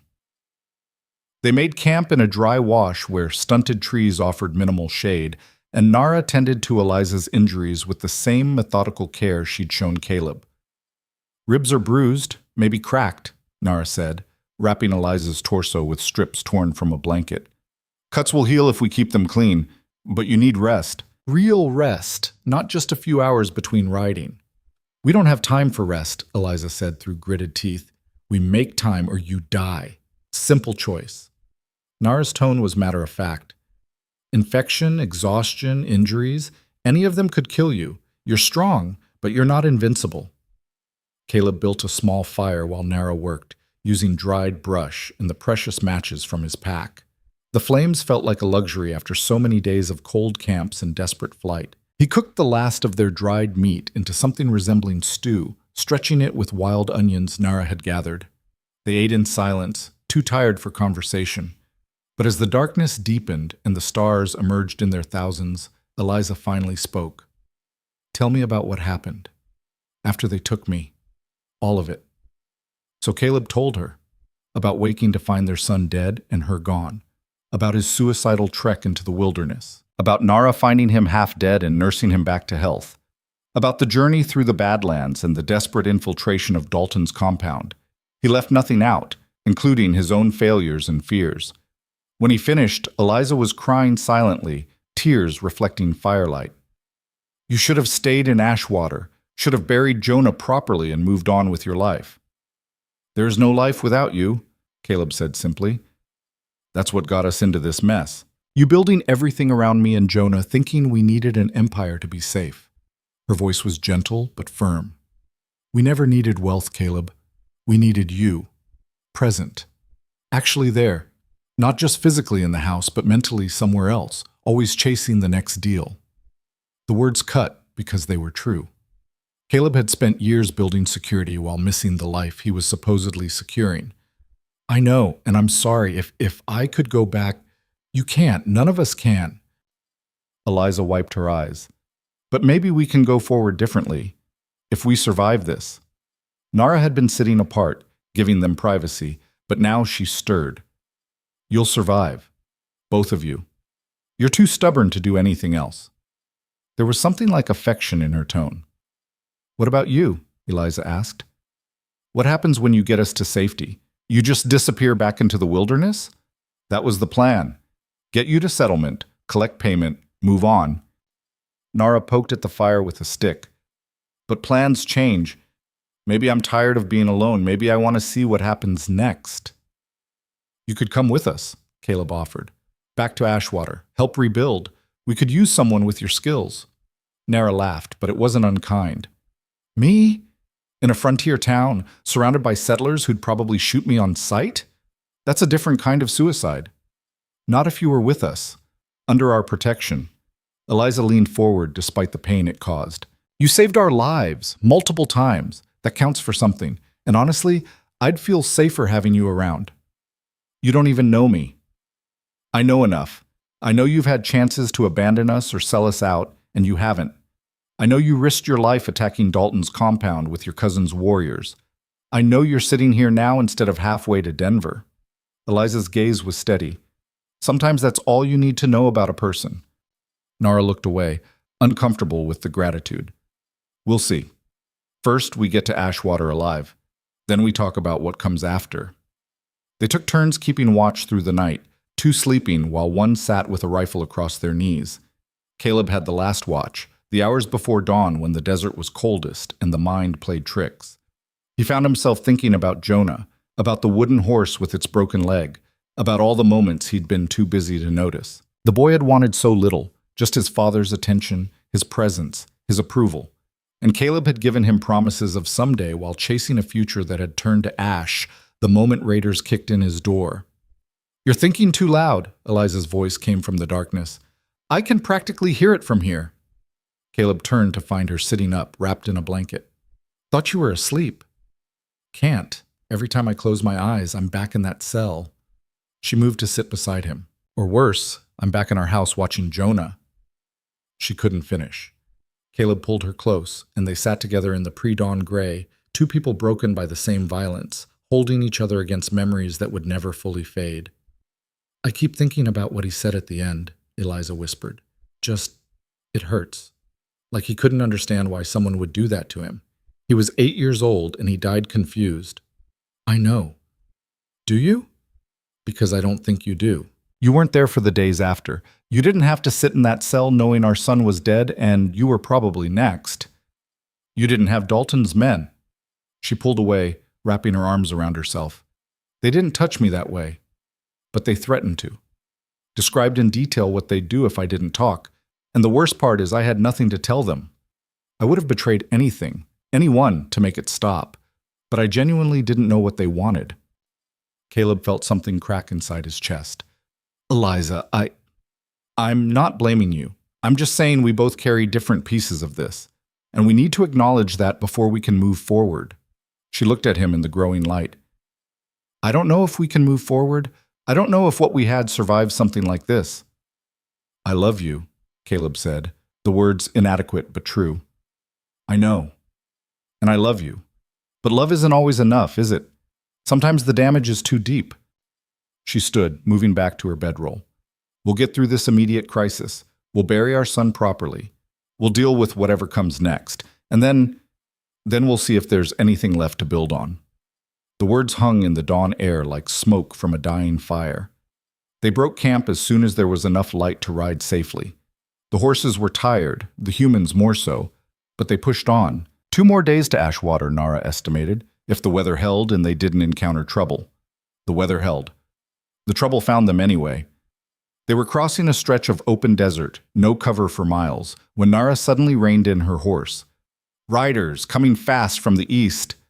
Caleb shaded his eyes and saw them, 6 mounted figures, still distant but closing. Dalton's men? Maybe. Or opportunistic raiders, or just travelers. Nara's hand moved to her rifle. But nobody rides that hard unless they're chasing something or running from it. Can we outrun them? Not with Eliza hurt and the horses already tired. We'd have to make a stand. The riders grew closer, and details became visible. They were well armed, riding hard, and definitely heading directly for them. Not coincidence. Not chance travelers. "Get ready," Nara said calmly, checking her weapons. "Caleb, you take left. I take right. Eliza, stay between us and shoot anything that gets close."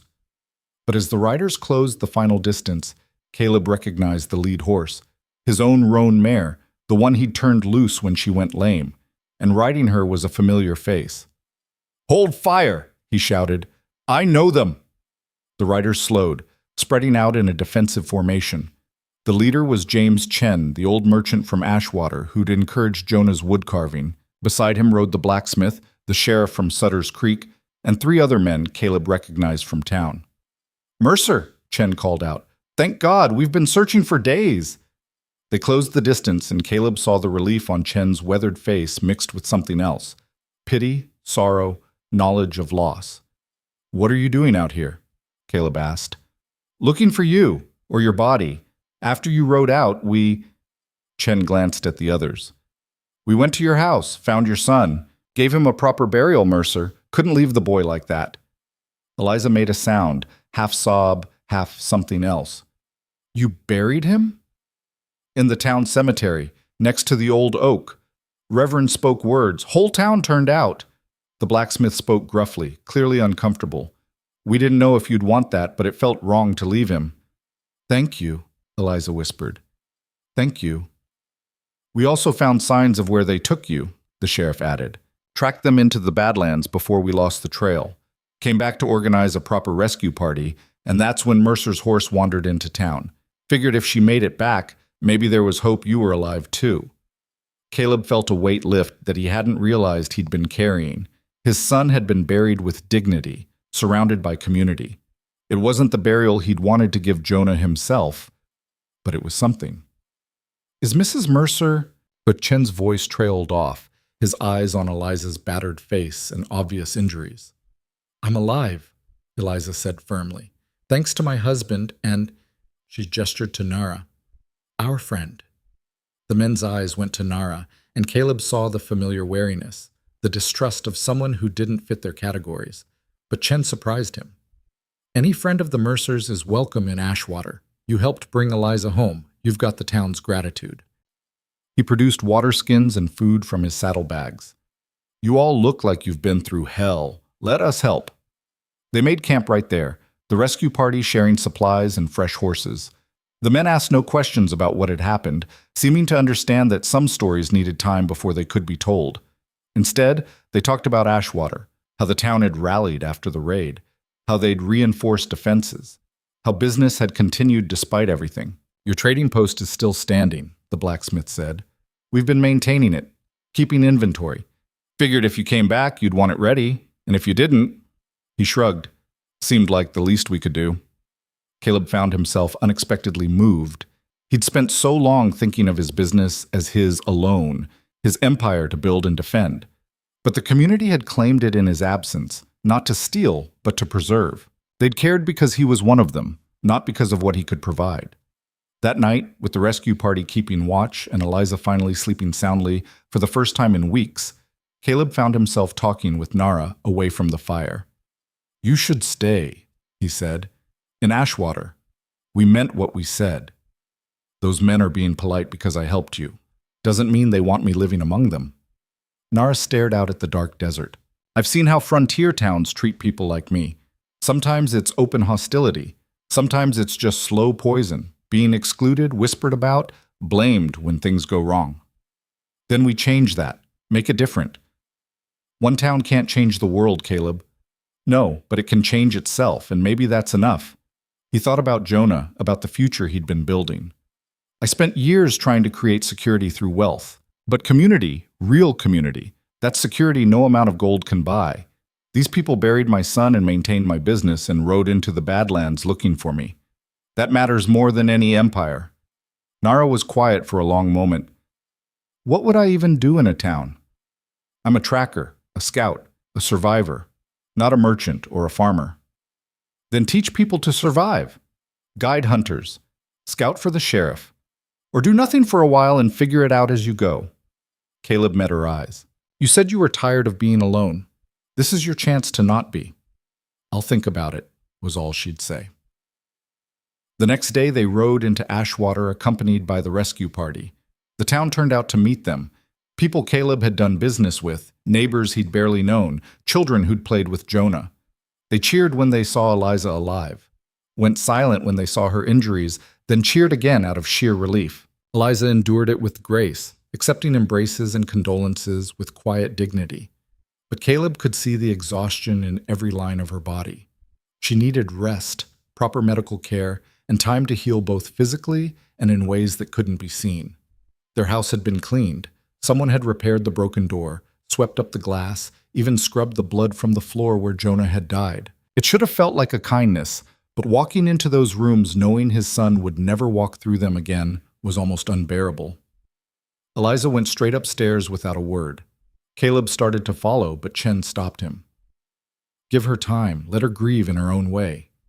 The old merchant's eyes were kind but knowing. You've been through trauma together, but you'll each process it differently. Forcing yourselves to heal at the same pace will only cause pain. When did you become so wise about grief? Caleb asked. Lost my own wife and daughter to fever 15 years ago. Thought I'd die from it. But the town, the same people who just welcomed you back, they kept me alive. Made me eat when I wouldn't. Sat with me when silence got too heavy. Reminded me I still had purpose. Chen squeezed Caleb's shoulder. You'll survive this, both of you. Just maybe not together. And that's all right too.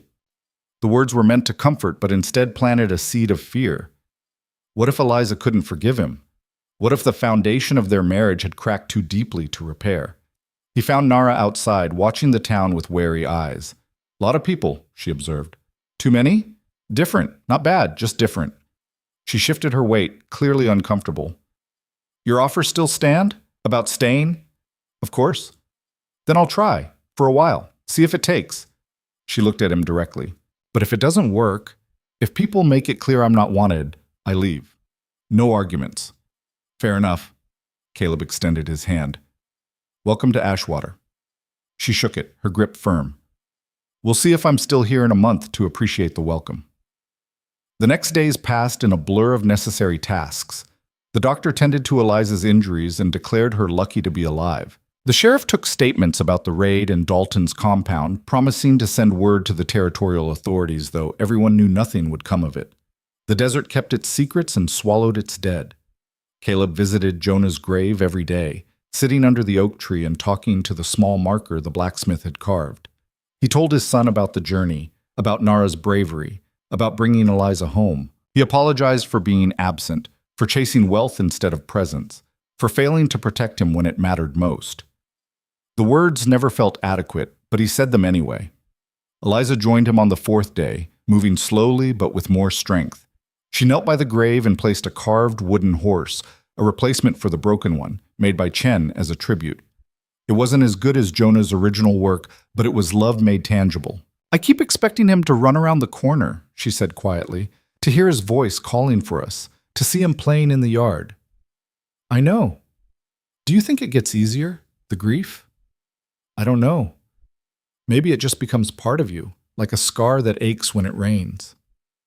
They sat together by their son's grave until the sun began to set, not talking, just sharing space and sorrow. When they finally stood to leave, Eliza took Caleb's hand. "I meant what I said, about not knowing if we can survive this together." Her voice was steady. "But I want to try. Not because I've forgiven everything, or because the pain is gone, but because walking away feels like letting them win, like letting that night destroy not just Jonah, but us too." "I want to try too," Caleb said. "Not to rebuild what we had. I think that's gone. But to build something new, something better. No more empire building, no more chasing the next deal. No more taking you for granted, no more assuming tomorrow is guaranteed." It wasn't reconciliation, not yet, but it was a foundation, something to build on if they both chose to do the work. Nara integrated into Ashwater with surprising ease, though not without friction. Some townspeople were suspicious of her, others openly hostile. But she won them over gradually through sheer competence, tracking a lost child through a storm, teaching hunters to read sign, helping the sheriff track down cattle thieves who'd plagued the region for months. Within weeks, she was as much a part of Ashwater as anyone born there. One evening, Caleb found her sitting on the porch of the small cabin the town had built for her, watching the sunset. "Thinking about leaving?" he asked. "Thinking about staying," she replied. "Which is stranger. Never thought I'd find a place again after losing my people. But this," she gestured at the town. "It's not the same. Could never be.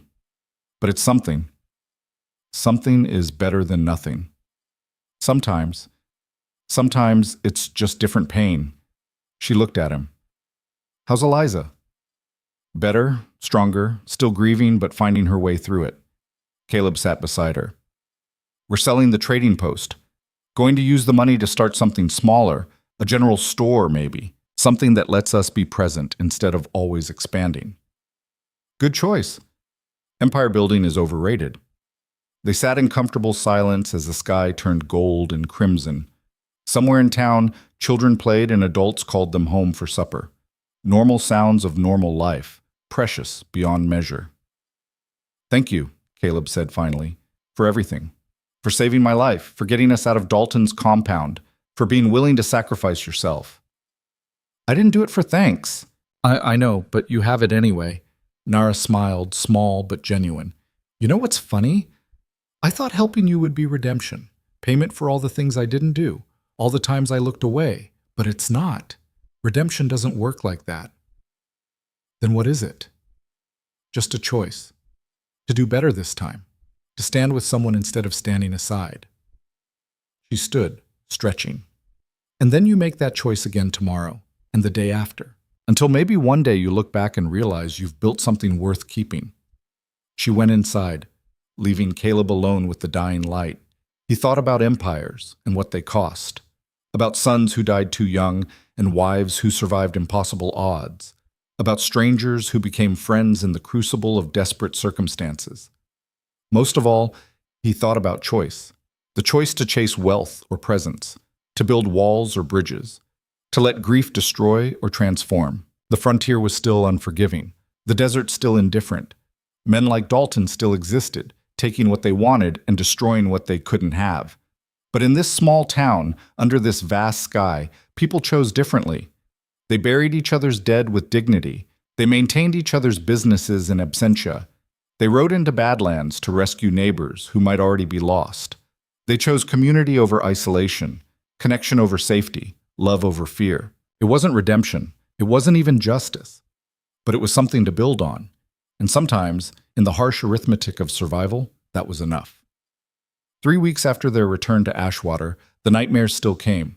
Caleb would wake in darkness to find Eliza already awake beside him, staring at the ceiling with eyes that saw things he couldn't reach. Sometimes she'd let him hold her. Other times she'd rise and wander the house like a ghost haunting her own life, touching objects that Jonah had touched, standing in doorways he'd run through, trying to feel the echo of a presence that was gone forever. They didn't talk about it. There were no words big enough. The sale of the trading post went through faster than expected. A consortium from Denver bought it for a fair price, and Caleb signed the papers without the regret he'd anticipated. The empire he'd built suddenly felt like someone else's dream, a story he'd heard about a man he used to be. With the money, they bought a smaller building on the edge of town and converted it into a general store. Nothing fancy, nothing ambitious, just shelves of practical goods and a counter where neighbors could gather and talk. Eliza insisted on adding a small section for handcrafted items, a tribute to Jonah's wooden horse and the dreams he'd never get to chase. Nara helped with the renovation, her skills proving invaluable. She could fix a roof as easily as track a deer, build a shelf as readily as navigate by stars. The townspeople stopped seeing her as an outsider and started seeing her as essential, the way you didn't notice air until it was gone. But peace, Caleb was learning, was never permanent on the frontier. The rider came on a Tuesday morning, his horse lathered and heaving. He wore the dusty clothes of a long journey and the haunted expression of a man carrying bad news. The sheriff met him first, then came to find Caleb at the store. "We've got a problem," the sheriff said without preamble. "Dalton's brother showed up in Sutter's Creek 3 days ago. Marcus Dalton. He's asking questions about what happened to Thomas." Caleb felt his stomach drop. "I thought Dalton was dead." Nara said what she believed. But bodies weren't counted in that chaos, and the Badlands don't give up their secrets easily. The sheriff's expression was grim.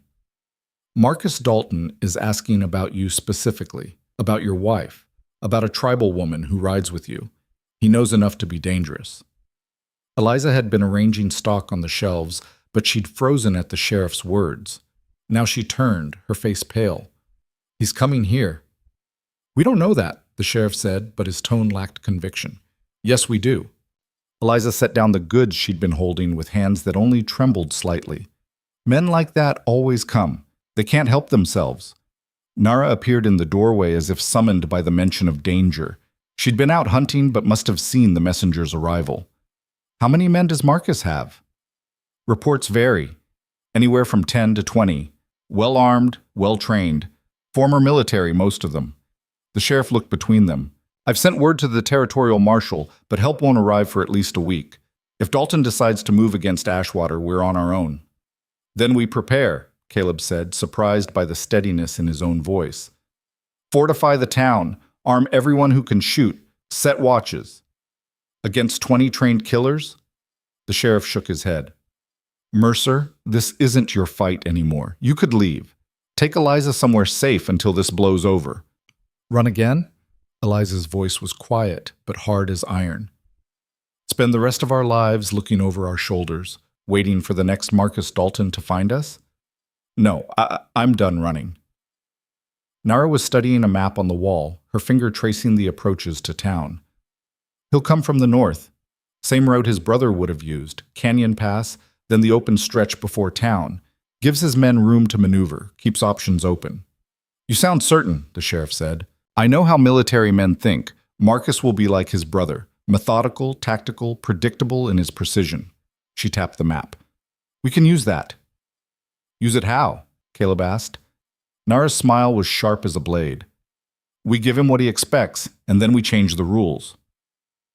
The next 48 hours transformed Ashwater from a sleepy frontier town into something harder. Men who'd been merchants and farmers remembered soldiering skills from old wars. Women who'd seemed gentle proved capable with rifles. Even the children helped, running messages and carrying supplies with the serious focus of those who understood stakes. Nara coordinated the defense with the sheriff, her tactical knowledge surprising everyone who'd underestimated her. She positioned riflemen on rooftops, set up fallback positions, created kill zones in the street approaches. She taught tracking skills to scouts, who could give early warning of any approach. "You've done this before," Caleb observed, watching her work. "Different war, different enemy, same principles." She didn't elaborate, and he didn't push. Caleb found himself working alongside men he'd only known as customers, building barricades and checking ammunition stores. The work was hard and honest, and for the first time in months, he felt useful in a way that didn't involve ledgers or profit margins. On the third day, the scouts reported movement. 23 riders, heavily armed, moving with military precision toward Ashwater. Marcus Dalton rode at their head, a man who looked unsettlingly like his brother, with the same cold calculation in his eyes. They stopped 2 miles outside town and made camp, sending a single rider forward with a white flag. The messenger was young, maybe 20, trying hard to look harder than he was. He delivered Marcus Dalton's terms to the assembled town leadership: surrender Caleb Mercer, Eliza Mercer, and the tribal woman known as Nara, and the town would be left in peace, refuse, and Dalton would burn Ashwater to the ground. "Tell your boss," the sheriff said calmly, "that Ashwater doesn't negotiate with murderers, and we protect our own." The messenger rode back. An hour later, Dalton's camp sent up smoke signals, a countdown.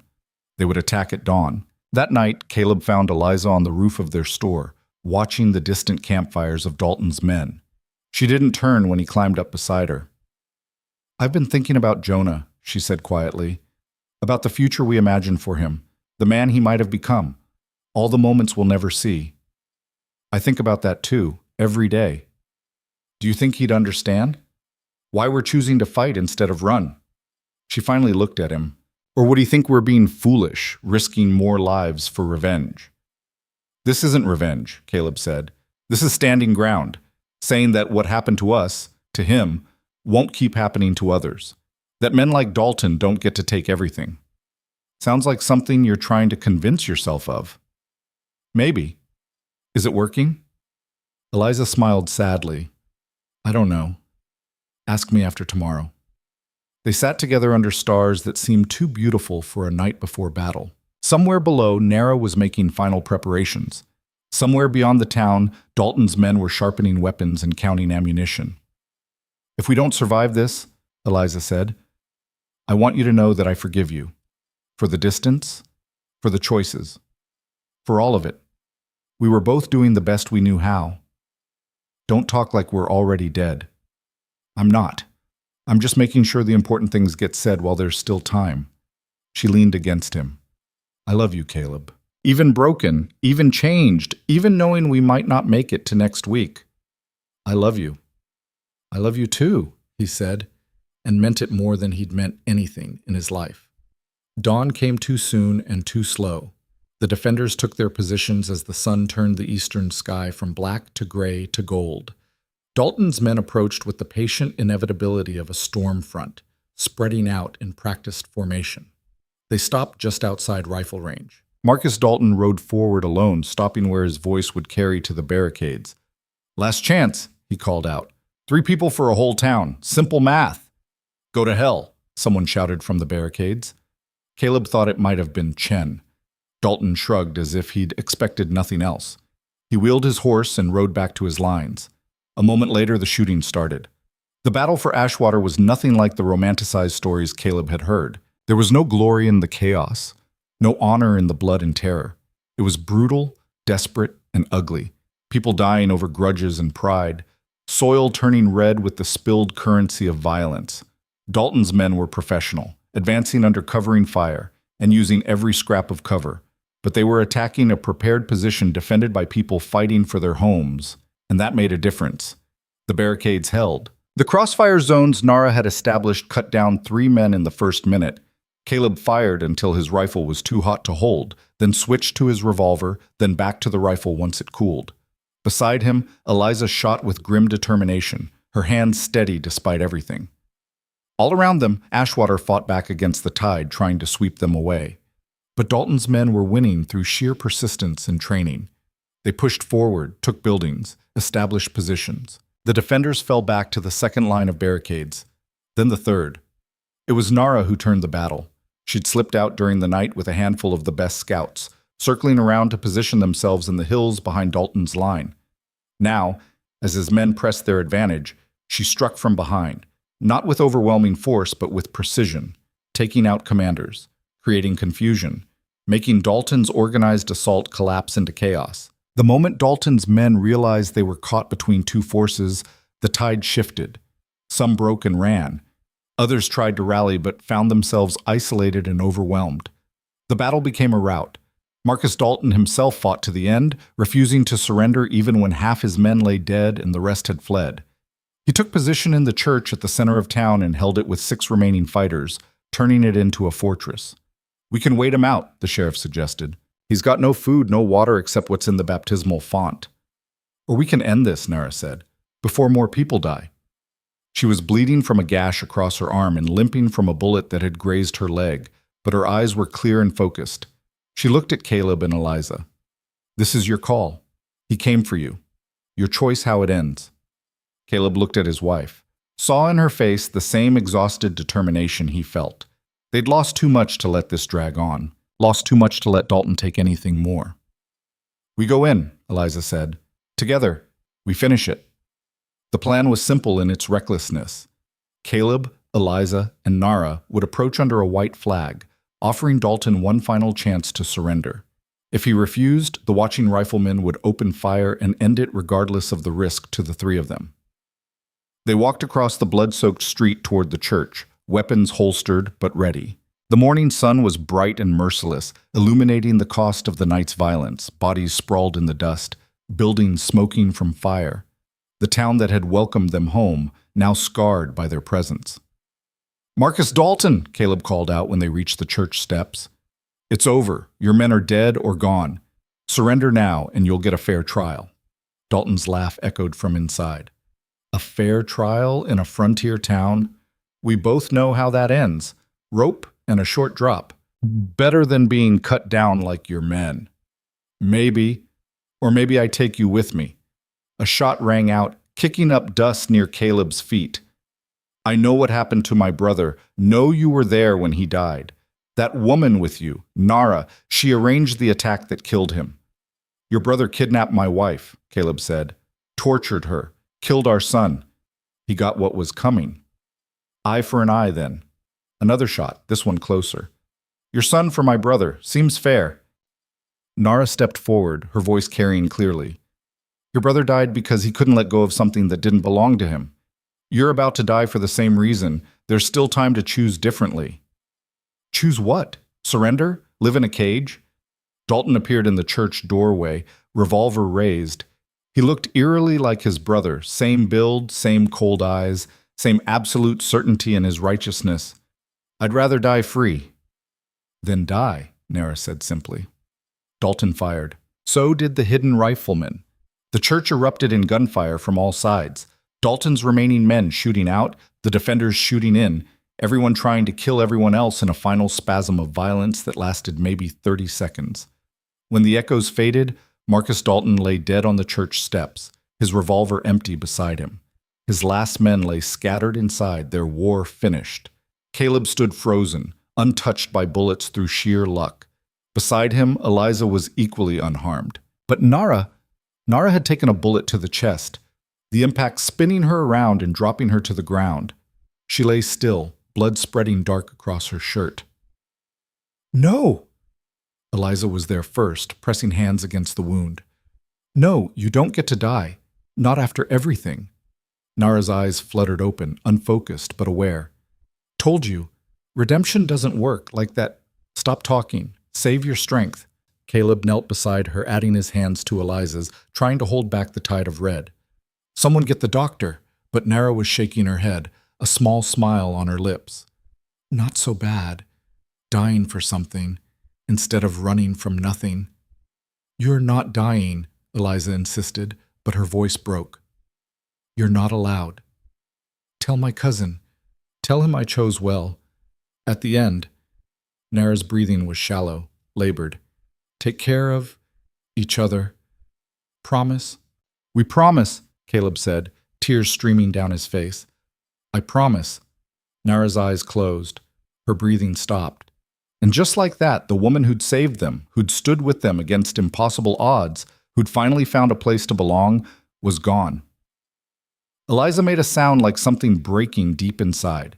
She bent over Nara's body, shoulders shaking, grieving for a friend she'd known only weeks but would remember forever. Caleb held his wife while she cried, adding his own tears to hers, mourning not just Nara but everything they'd lost, everyone they'd failed to save, all the futures that would never be. The town buried Nara next to Jonah under the old oak tree.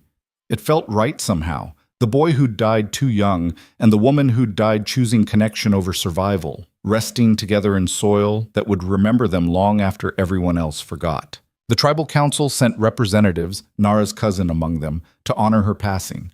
They performed rituals that blended old ways with new, acknowledging that Nara had lived between worlds and deserved to be honored by both. She spoke of you before the end, Caleb told Nara's cousin. Said to tell you she chose well. The warrior nodded, his face stoic but his eyes betraying grief. She was always stubborn, always choosing the hard path. But yes, she chose well. She chose to matter. In the weeks that followed, Ashwater rebuilt. The damaged buildings were repaired, the dead buried with dignity. The survivors helped to heal. The territorial marshal arrived too late to help with the battle, but in time to document what had happened and declare it self-defense.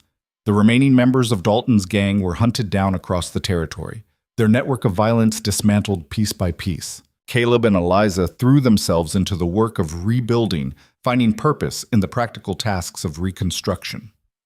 The general store opened quietly, without fanfare, and became a gathering place for a town learning to trust again. They didn't talk much about Jonah or Nara. The grief was too big for words. But they visited the graves every Sunday, bringing flowers and small gifts and the stories of what had happened during the week. It helped somehow to share their lives with the dead. One evening, 6 months after the battle, Caleb found Eliza standing in what had been Jonah's room. They'd left it mostly untouched, unable to decide what to do with the space. I think we should make it a workshop, Eliza said without preamble, for teaching wood carving to kids who want to learn. A place where Jonah's love for creating can live on through others. Caleb thought about that, about legacy and memory, and the ways the dead continued through the living. I think he'd like that. Me too. She turned to face him. We're going to survive this, aren't we? Actually survive, not just exist. I think so. It won't be the life we planned. We'll always carry the scars, but maybe that's okay. Maybe it has to be. Eliza moved into his arms, and he held her the way he'd learned to, present, aware, cherishing the moment because tomorrow was never guaranteed. I've been thinking about what Nara said, about choosing to do better, making that choice again and again until it becomes who you are. What about it? I want to choose that. Choose us. Choose this community. Choose to build something that matters. She pulled back to look at him. Not an empire. Not wealth. Just a life worth living with people worth knowing. Can we do that? I don't know, Caleb said honestly. But I want to try. They stood together in their dead son's room, planning a future that honored his memory by creating space for other children to dream. Outside, Ashwater settled into evening, lights coming on in windows, voices calling families to supper, the ordinary magic of community continuing despite everything. The frontier was still harsh, the wilderness still indifferent. Evil men still existed, taking and destroying and leaving scars that never fully healed. But so did good people, people who buried your son when you couldn't, who maintained your business in your absence, who rode into the badlands to rescue you, who stood beside you when staying meant dying, people who chose connection over isolation, community over safety, love over fear. And in that choosing, in that daily decision to stand with instead of apart from, something stronger than any empire was built. Not perfect, not painless, but real in a way that ledgers and profit margins could never be. Caleb thought about the man he'd been, driven, ambitious, chasing a future that existed only in his mind while missing the present unfolding around him. That man had died in the Badlands along with his son. What remained was something raw, but more honest. A man who understood that strength wasn't measured in wealth, but in the willingness to stand for something beyond yourself. Years later, when travelers passed through Ashwater and asked about the graves under the oak tree, they'd hear the story. About a boy who'd carved wooden horses and dreamed of having his work in his father's store. About a woman who'd lived between worlds and died choosing to belong. About a town that had stood together against violence and emerged scarred but unbroken. The stories would be embellished with time, the details shifting, the truth wrapped in legend. But the core would remain true, that in the unforgiving West, in a place where survival often meant hardness and isolation, a community had chosen differently. They'd chosen each other, and that choice had made all the difference. Caleb stood with Eliza in the workshop they'd built from their son's memory, watching through the window as children gathered for the evening woodcarving class. Chen was teaching tonight, passing on skills that Jonah had barely begun to master, ensuring the boy's legacy lived on through other hands, other dreams. The sun was setting, painting the sky in shades of fire and gold. Somewhere in the distance, a wolf howled, the same eternal sound that had accompanied Caleb's entire journey. But now it didn't sound like a warning, just another voice in the wilderness, singing its truth to the indifferent stars. "We did it," Eliza said softly. "We survived." "We did," Caleb agreed. "And we'll keep surviving, day by day, choice by choice." Together? Together. The word hung in the air between them, not a promise of perfection, not a guarantee of happiness, but an acknowledgement of commitment despite scars, despite loss, despite the knowledge that the world could take everything in a heartbeat. They turned from the window and went downstairs to join the community gathering for supper, carrying their grief and their hope in equal measure. Behind them, the workshop waited, a space where children would learn to create, to dream, to build futures that honored the past without being imprisoned by it. Under the oak tree, 2 graves rested in the evening shadows. A boy who'd died too young, a woman who'd died choosing connection. Both of them woven into the fabric of a town that would remember them long after their names faded from gravestones. And in that remembering, in that choice to honor the dead by living fully, by standing together, by refusing to let violence have the final word, in that, there was something like redemption after all. Not the clean kind from stories, not the easy kind that erased pain, but the real kind. The kind you earn through showing up every day and choosing to matter, to connect, to stand with others even when standing alone was safer. The kind Caleb Mercer had finally learned to recognize, there in the harsh beauty of the frontier, surrounded by the family he'd found in the ruins of the one he'd lost. The sun completed its descent, and stars emerged one by one, ancient witnesses to human struggle and survival. The frontier night settled over Ashwater with its customary indifference, but inside the homes and hearts of those who'd chosen to build something together, there was warmth, there was purpose. There was the quiet victory of another day survived, another connection made, another choice to keep going despite everything. And sometimes, in the harsh arithmetic of the West, that was enough. It had to be. It was all anyone ever really had.